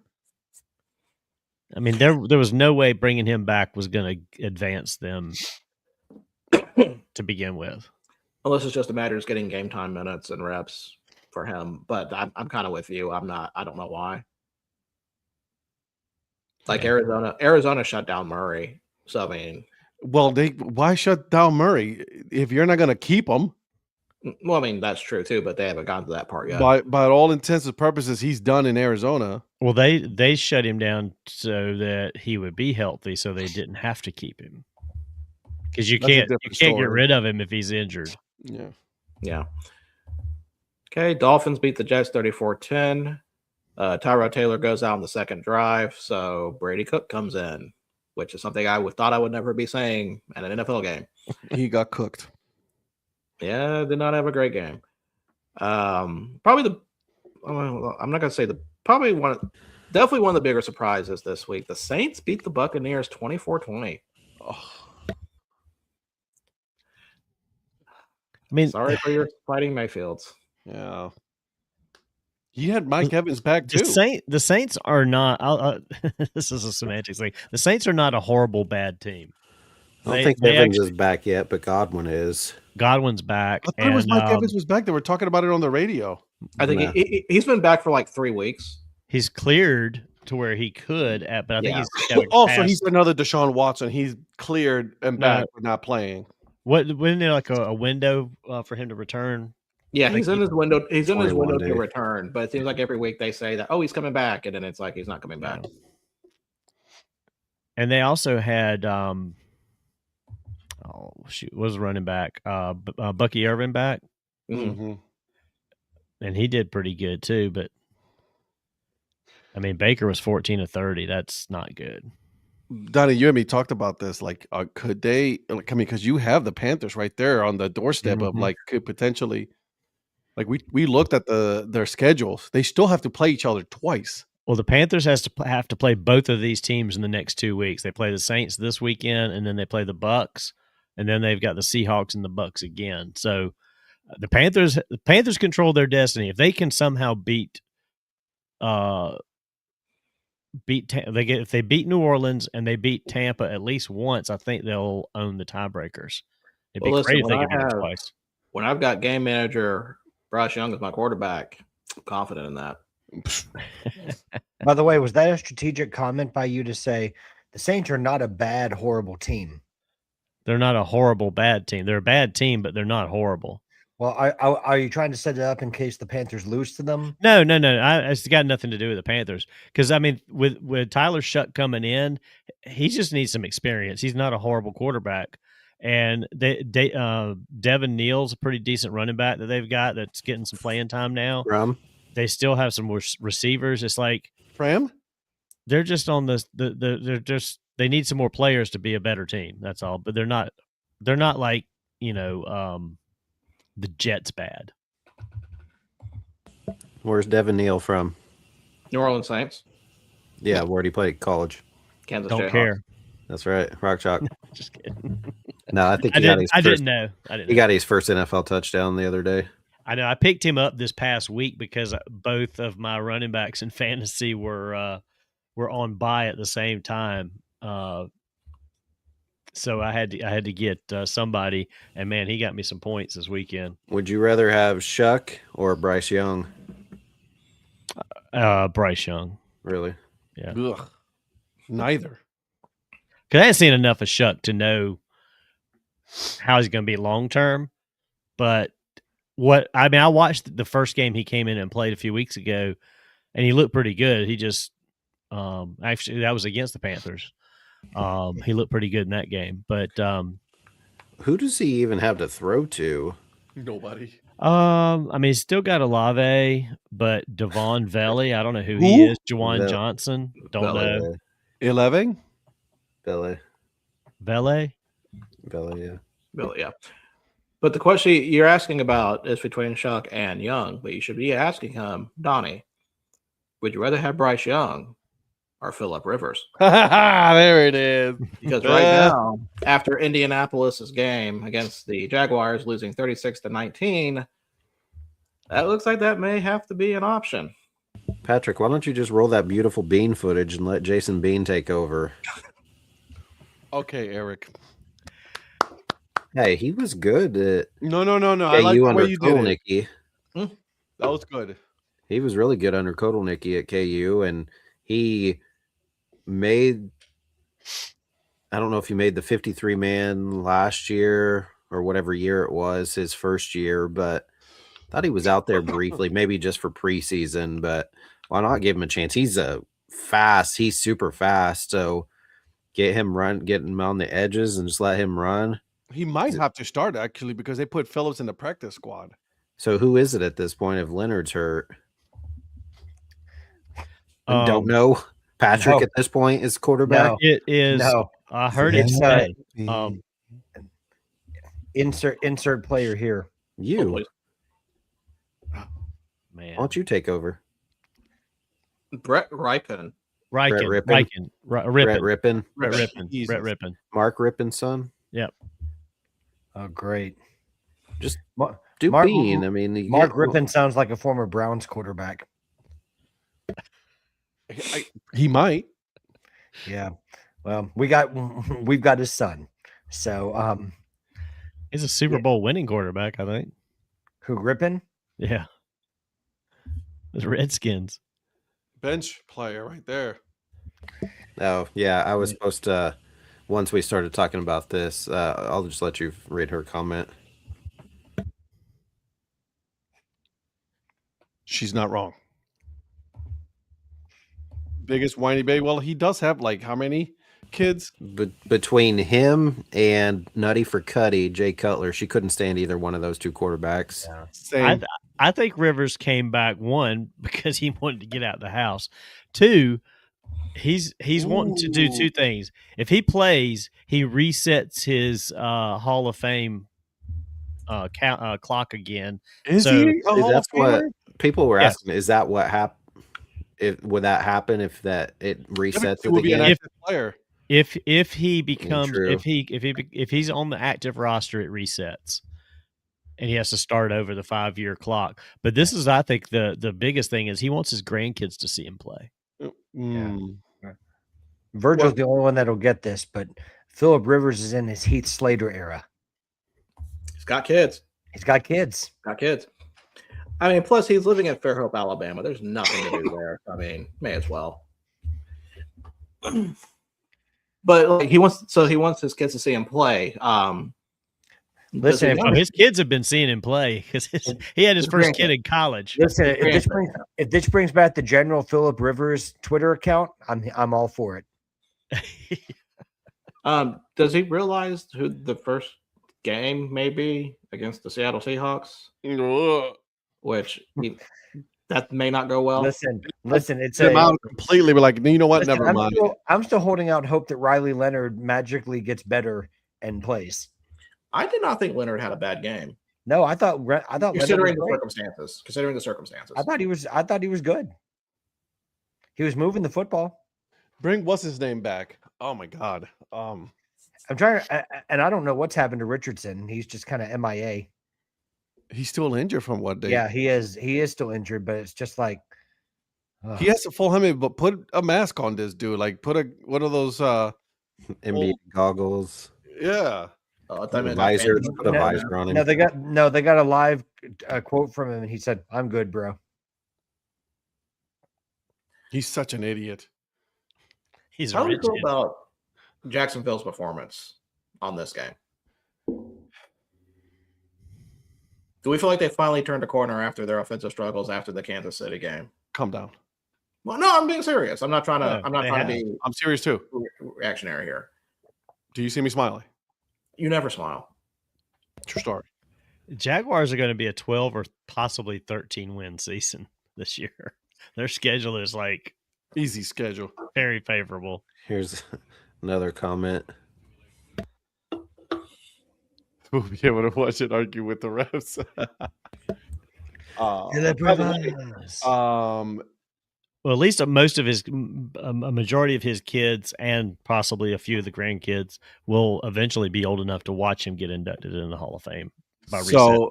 The Carolina Hurricanes against the Columbus Blue Jackets. The Blue Jackets are on a power play.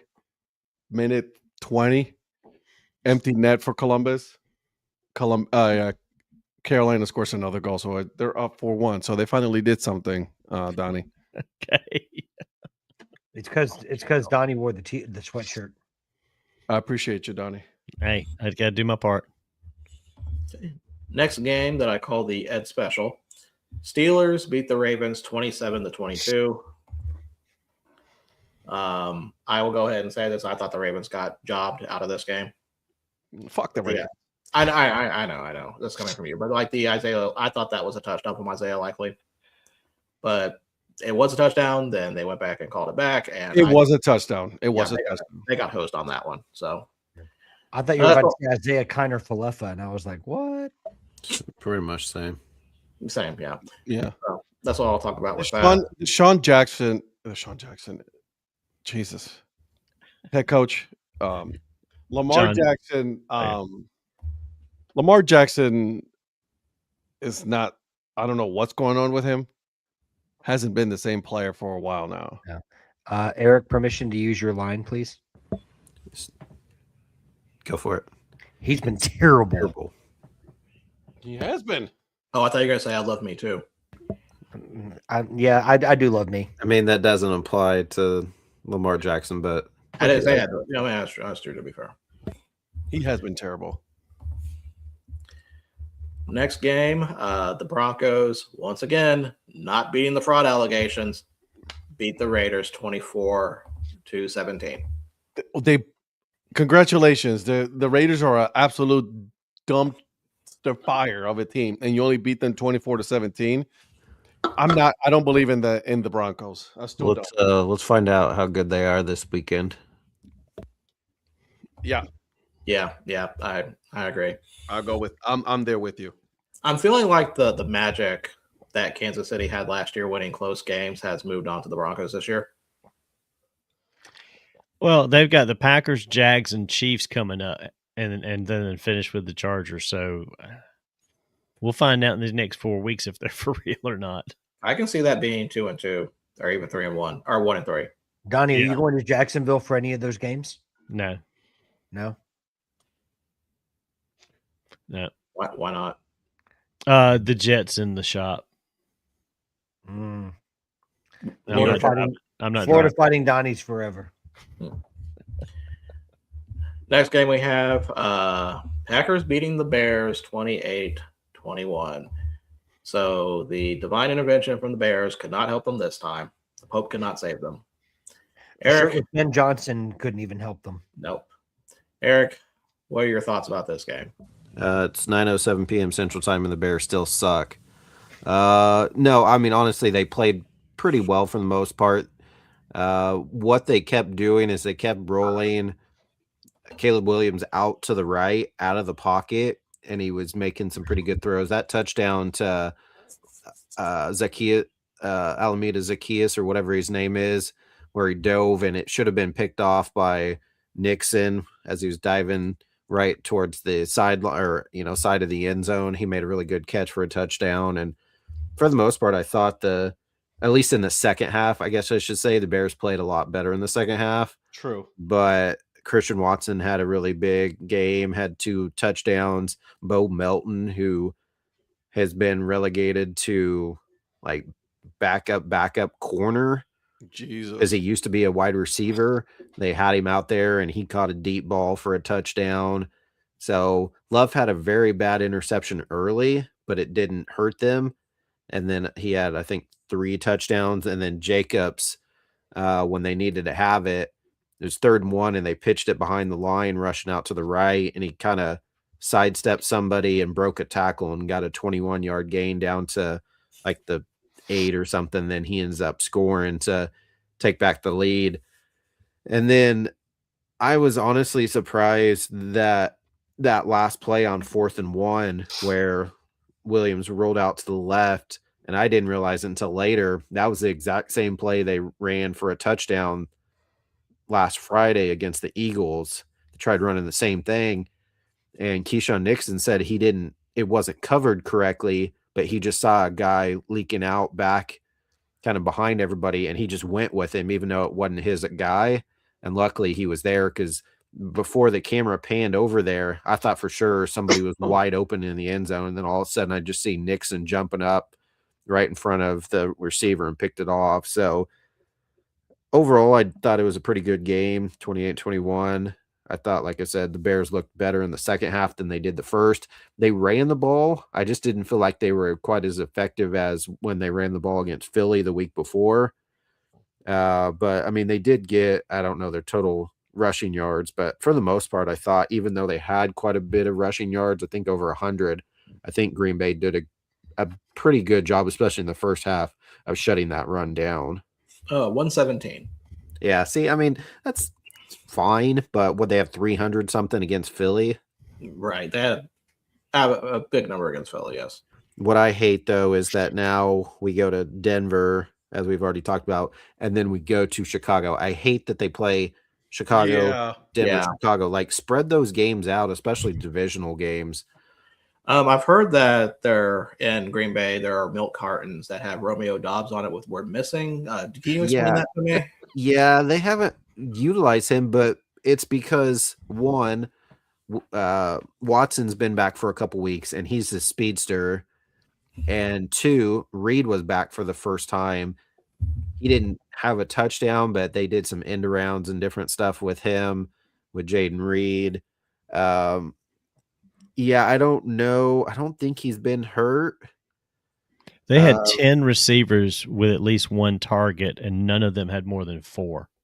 Yeah, so I didn't feel like we ran the ball super effectively, but for the most, I don't know. Yeah, he hasn't done much lately, and I just don't know if that has anything to do with getting Watson and now Reed back. But yeah, you're right. But he still, if they don't cover him thinking he hasn't been doing much lately, he'll maybe have some. Yeah. Maybe he'll have a breakout game here or there, but I know for your fantasy wise that's not helpful for you right now. That's okay. Well, he helped me beat Patrick. That's all I needed. I mean, yeah, this week Virgil might have only lost by 40 to Terry instead of 60 something. So yeah, pretty much. Hey, I lost to 40 to Virgil. All right, next game we have Rams beating the Cardinals 45-17. Really not a lot to talk about on that one. Sunday night game, Texans beating the Chiefs 20-10. Is it safe to say it's over? I don't know, Mrs. Influencer. You want to chime in? You've been chiming in. Let's hear what your take is. This year, but I say this year they're done. I'm not. Just this year. I'm not saying team. Oh yeah. Well, I can't figure out Kelsey. I mean, outside of the fact that I got him on fantasy and did nothing, he has been non-existent this year, and I don't know if it's him, if it's Mahomes. Well, yeah, but I mean, literally, he seems non-existent. Like Patrick Mahomes is almost going out of his way not to throw the ball to him. I don't see when I've watched them play that he's not open. They're just not making any plays to feature him. I can't figure out what's getting along anymore. Taylor said something to Brittany, and so Brittany's like, "Don't throw it to him." I listen to Taylor before I listen to Brittany. 100%. I'm glad that they don't show or talk about her, but definitely his brother anymore. Oh, those two morons. I'll say that too. Yeah, I said it. Brittany's a moron, and his brother's a moron. I don't know. They're just it's a down year for them. I mean, it's about time that it kind of caught up to them, I guess, a little bit. But I mean, injuries have been part of the issue this year, but I just don't know. I mean, it's like something's not clicking. Yeah, but at the same time, a lot of other teams have been plagued by the injuries, and they're still finding ways to win. Is it an age problem for everyone? For Kansas City in general, like as a team, but like as a team. Besides Mahomes is getting. I mean, Mahomes is older, but I mean, I look at Mahomes. I as look a group. as basically as a group, because like your best running back is Kareem Hunt. And see, that's one thing, and I've told you guys multiple times, I don't see why they've struggled so much.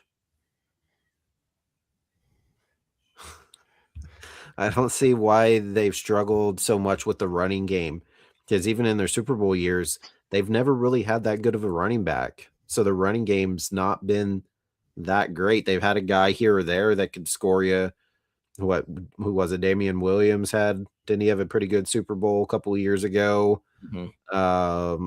I mean, Pacheco's fine at times. Hunt, get him down in the red zone. I just figured, like, don't count on Kareem Hunt being an every down back. He's your red zone. They really short missed range. on Clyde Edwards-Helaire. Like, their run game. They've turned into a team of used to be's. Yeah, their defense. I mean, it's really what they are. It's fine, but I've always thought even in some of their championship seasons, their defense wasn't that great either. So, is it the fact that the referees are not giving a lot of call going their way? Oh God, is that what it is? I'm just throwing it out there just for the sake of conversation. By the way, Eric, are we going to talk about comparing your marriage to Travis's relationship with Taylor? Yes. Why doesn't my wife have $1 billion like Taylor does?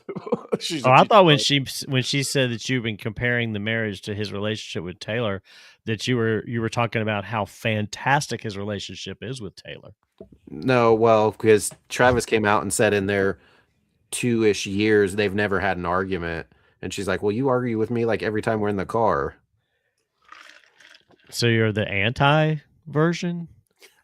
Yeah. Is that what you're saying? Is that what you're saying, Eric? Listen, I've got that's not what she's saying. I'm like, is that? I've got Marco Polo evidence that he starts arguing. That's probably your favorite part. It is. I've been in the car. I got a portion of that a while ago too. So yeah, listen, it's when we come back from that wedding. Yeah. I was gonna say some of the best polos I've ever received from Eric are those.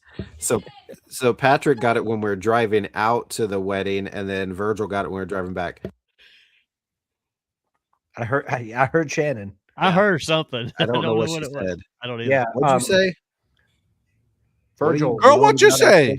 Yeah, Virgil. Virgil, what does 128 think about this? About what, Kansas City? Yeah, about this loss and everything else. I mean, she said that she thinks they're cursed. What do you mean? I mean, how? By what? Yeah. I mean, I kind of just said that I felt like, remember I said about, I feel like the magic that they had last year went to Denver. Now where Denver's getting all the breaks, it's kind of just that, like it just transferred over.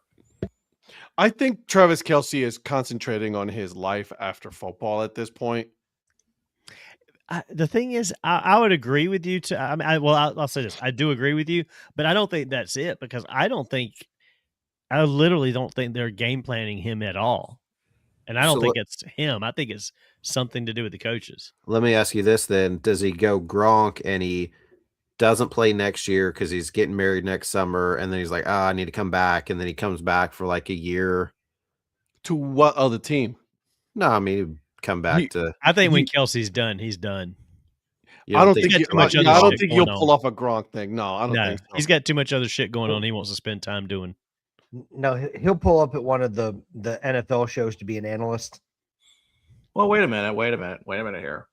Patrick Mahomes will go to another team, Washington, for a few years. Doubt it. And then Kelce will come back and break his leg. And I thought you were talking Alex Smith here. No, it's the Tom Brady formula. He has to go to another team, then he'll come back. He has to prove he's better than Andy Reid. Yes. Mahomes is going to pull a reverse Montana, and he's going to go from Kansas City to San Francisco. Stop trying to make San Francisco happen. No, I don't think that's. I think Mahomes will stay with Kansas City. I think he'll finish out his career here. I don't know what she yelled. She won't yell it again. So, but yeah, something has transferred, and the voodoo thing that you got going on there, Virgil, might be. I mean, Peyton, he was in New Orleans for a long time. He probably knows some voodoo people down there that's done cursed Kansas City for him. So you might be onto something. When we going? If there's two things Sean Payton knows, it's voodoo and bounties. Virgil, get your ticket. Oh, let me see what this is. What's their home schedule look like the last couple games?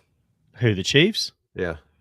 They are at home this Saturday, Chargers, and then they're at home with the Broncos on Christmas Day. Christmas Day, 8:15 p.m. My wife upstairs sending me That's reels. a Friday. Isn't Christmas a Friday? Thursday. It's a Thursday night. Okay. What's your wife sending you, Ed? That's their go up 200. Reels, for- funny reels. We can go up there for Christmas. Is it like that one the other day that you? Oh God. Yeah, this Saturday's a 1 p.m. game. Or, well, it's a noon game. You guys should follow There. Scott D. Henry. He's hilarious. I don't know any of those words you just said. Follow. Just look him up. Like and subscribe. I'm way behind, obviously, but it's bullshit that the Revs are deciding factor. Sandify some super cheap tickets if we can figure out like time to go. Okay, Virgil. Virgil, you going? I don't think I can just make You a get trip to like Kansas that City. quick. What was that? It's a lot closer from Wichita to Kansas City than it is from Huntsville to. Yeah, kind of more of a hole for me. Whole city? So why didn't he just maneuver everything over to Wichita Yeah. Just or their surrounding towns? You can Yeah, move, So to, do you want me move to to Mays or Goddard. And it's called a plane. you have somewhere free to stay. Do I? Well, it's Eric, so Shannon may allow you to stay. Eric wouldn't, but There's a child's bed right here. There you go. See, done. Because Hey, you she can bunk loves down when with the little Easton.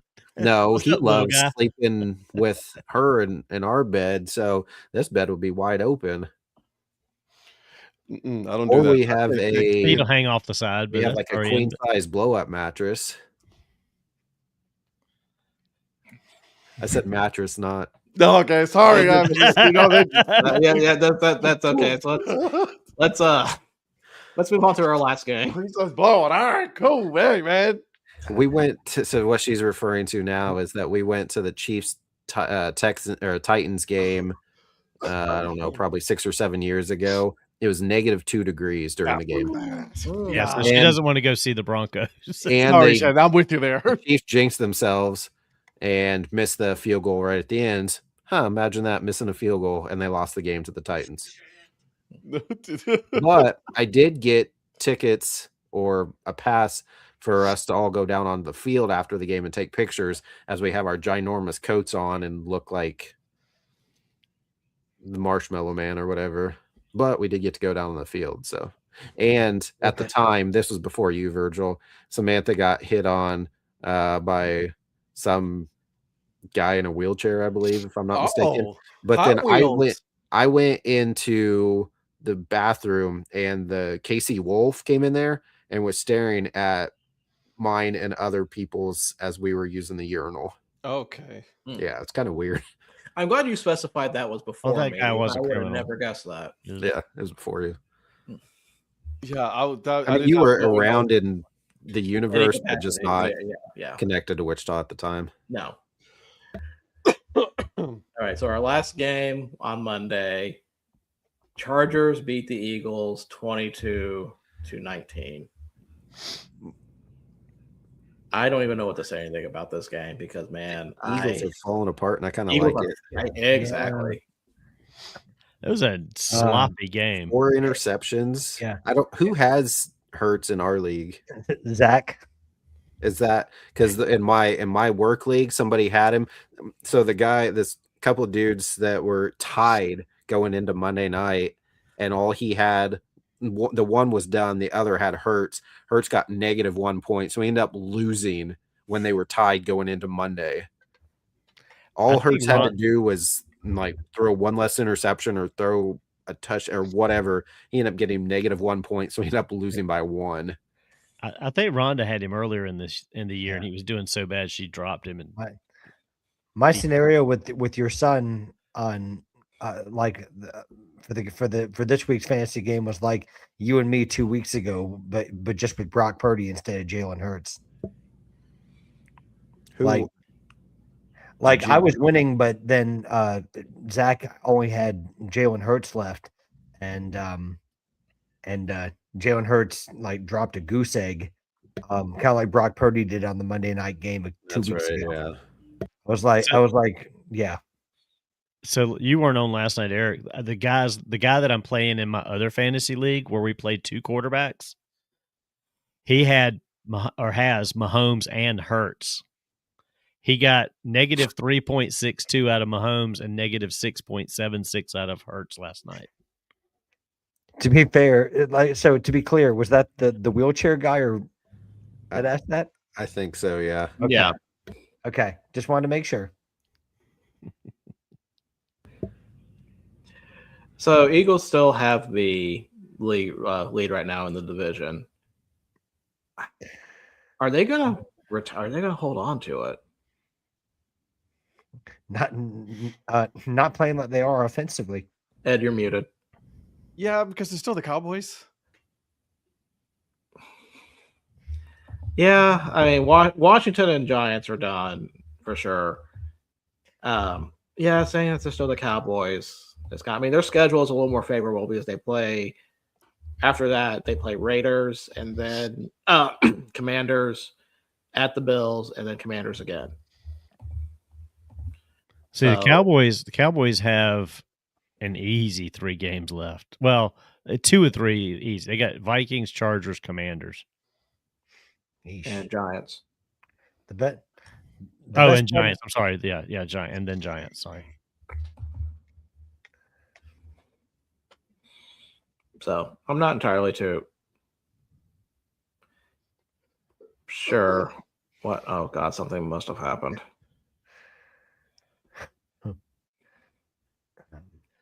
I don't think I even want to know at this point. So with the game itself, yeah, Hurts. Like I said, Eagles did not look good. Chargers, they're all beat up with no offensive line, pretty much. Yeah, no kidding. Ugh. Sorry. I feel like there's a punchline that I am not involved in, or I am the punchline. So I'm just going. It's probably me. I'm just cupping my ass off, so I apologize. You're cupping your what? Coughing. Oh, coughing. Okay, my bad. Yeah. Wow. Bro, you gotta just get that checked out. All right, I'm sorry. I apologize. You gonna make it? I don't know. Yeah. I don't know. Wow. Moving on. Hey, Jolly, come check on your boy. All right, calm down. Well, I haven't heard from Jolly in a while. I mean, he may be. He's laying low right now. Yeah, maybe suffering the same thing. He got on here earlier and he was worshiping the ground that Ed walks on, or coughs on, actually, in this case. Don't matter. You still a hater. Who, me? Is his middle name? Yeah. Well, Patrick had the first burner, so technically Patrick's not a hater. He's got a burner. No, he's hating on me. He's hating on me. I don't know what you're talking about. The rest of us don't have burners, so I mean, like, I don't know why you two are fighting about this. So let's talk about. Oh no, let's not talk about. Let's make our pick for Thursday's game. So we have the Falcons against the Buccaneers. Yeesh. Bucks are a 4.5-point favorite, over under 44.5. Tampa Bay 69.6% in the predictor. So okay, what was that again? Tampa Bay is a 4.5-point favorite, over under 44.5. Tampa Bay 69.6%. Okay, thank you. Tampa Bay. Yeah, give me Tampa. Atlanta's just a fire right now. Hapless. There's you don't even know what they are. Bad is what I would probably think they are. They're what I would call a horrible team. Does Bijan need to get traded somewhere to a better team to actually have a chance? Because are they just wasting his quarterback? Right. Well, they tried when they brought over Cousins and then Ritter and yeah, they've missed on all that. Even Penix has not panned out. So we're gonna go back to the draft for another quarterback. They're gonna be in position. I don't know who they are to get this year though. Nah, I don't think they're gonna go for a quarterback. I feel like they've got other problems besides quarterback. They have, yeah, I was just gonna say, you got much bigger problems than the QB. Yeah. they'll try to survive with Penix when they get him healthy. So maybe another year or so. Patrick, who do you have? Give me the Bucks. That'll be a clean sweep for the Bucks because Atlanta is starting Kirk Cousins. That's all I can say. Although Kyle Pitts finally got points this week. Is Drake London still out? Yep. Okay, that's kind of the other reason too. If there's a tight end that you have that you don't want since you're not in the playoffs, let me know. Who, me? Oh, whoever. I don't care. Anybody but Donnie. Donnie's like, oh, I'll see you on the other side. Dude, his team was really good this last week, almost 150 points. Yeah. We got blown out. And that was with Singletary and my other Neal. running backs. Yeah, Neal. no. Well, no, I had Neal in. The Singletary was on bye, and so was Henderson, Trevion Henderson. I had both of them on bye, and still did that. So I'm hoping I picked the right running backs this week. You didn't. No, I mean going forward. Now I got 4 to choose from because both of the guys that I had this week did good, and then I got my 2 that have been my workhorses on the bench. So I got to figure out which matchups are going to be better. You won't. Yeah, you're right. I won't. All my matchups for this week are red, so I'm in for a bad time. Well, I'm going to lose. I apologize. I'm sorry. That was mean. I'm sorry. That was a little mean on my part. How's that different from what you normally are? Rhonda might trade you Zach Ertz. Okay. You know what? No, I'm not sorry. I mean, I can offer Rhonda Gadsden.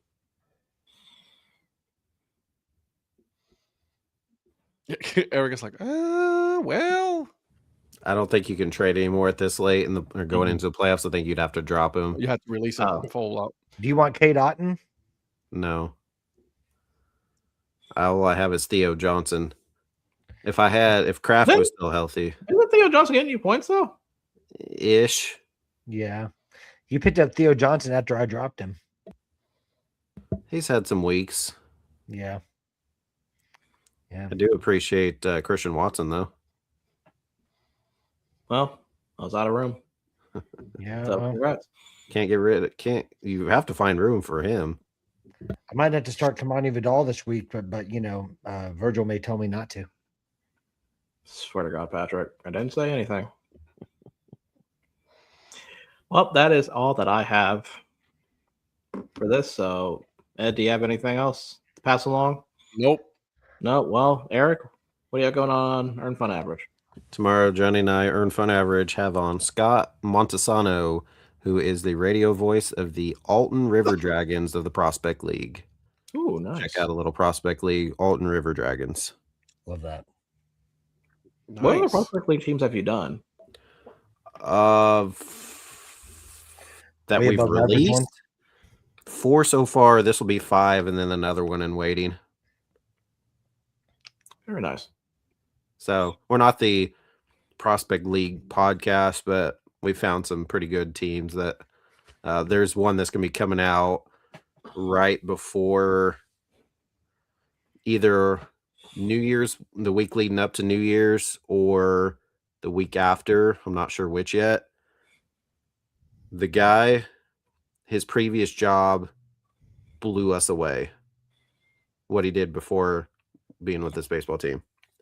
I had no idea. Never, we don't do a ton of research. So I had no idea. Johnny didn't know, and I was absolutely blown away. So can't wait for that one to come out. That'll be a few weeks. I'll let you guys know. Yeah. And yet he calls this an average podcast. Yeah. You need to give me a heads up when the Mendoza's episode comes out so I can start making betting lines. So that's actually, we talked about that with the guest that will be on next week that we'll talk about. That was brought up. So, yeah, that'll probably be January or February. Okay. Is there a most below average guest in history, Mendoza? Yeah. Awesome. Ed, are you still on hiatus with your podcast. Oh, did he die? Ed, are you dead? He died. He died. He done died. Okay. Oh, they're taking him off on a stretcher, but he gave us the thumbs up. Okay. Yeah. Average podcast. I hope you had I a hope you had a bucket under there. I mean, God, Yeah. unreal. Anywho, yes, still on hiatus. still on hiatus. Patrick's still on hiatus. Yes, sir. I wanted to come back, but it's just I'm so tired. And then this last 2 weeks, I felt like a zombie. So I might as well just keep it rolling until the new year. That's fair. Donnie, what about you? Nope, don't have anything going on special this week. All right. Well, Ed, do you want to send us off? Hey, I will do that. You guys have a wonderful evening. Make sure you guys tune in on Thursday where we do make maybe some picks. I don't know. Who the hell knows at this point? We make it all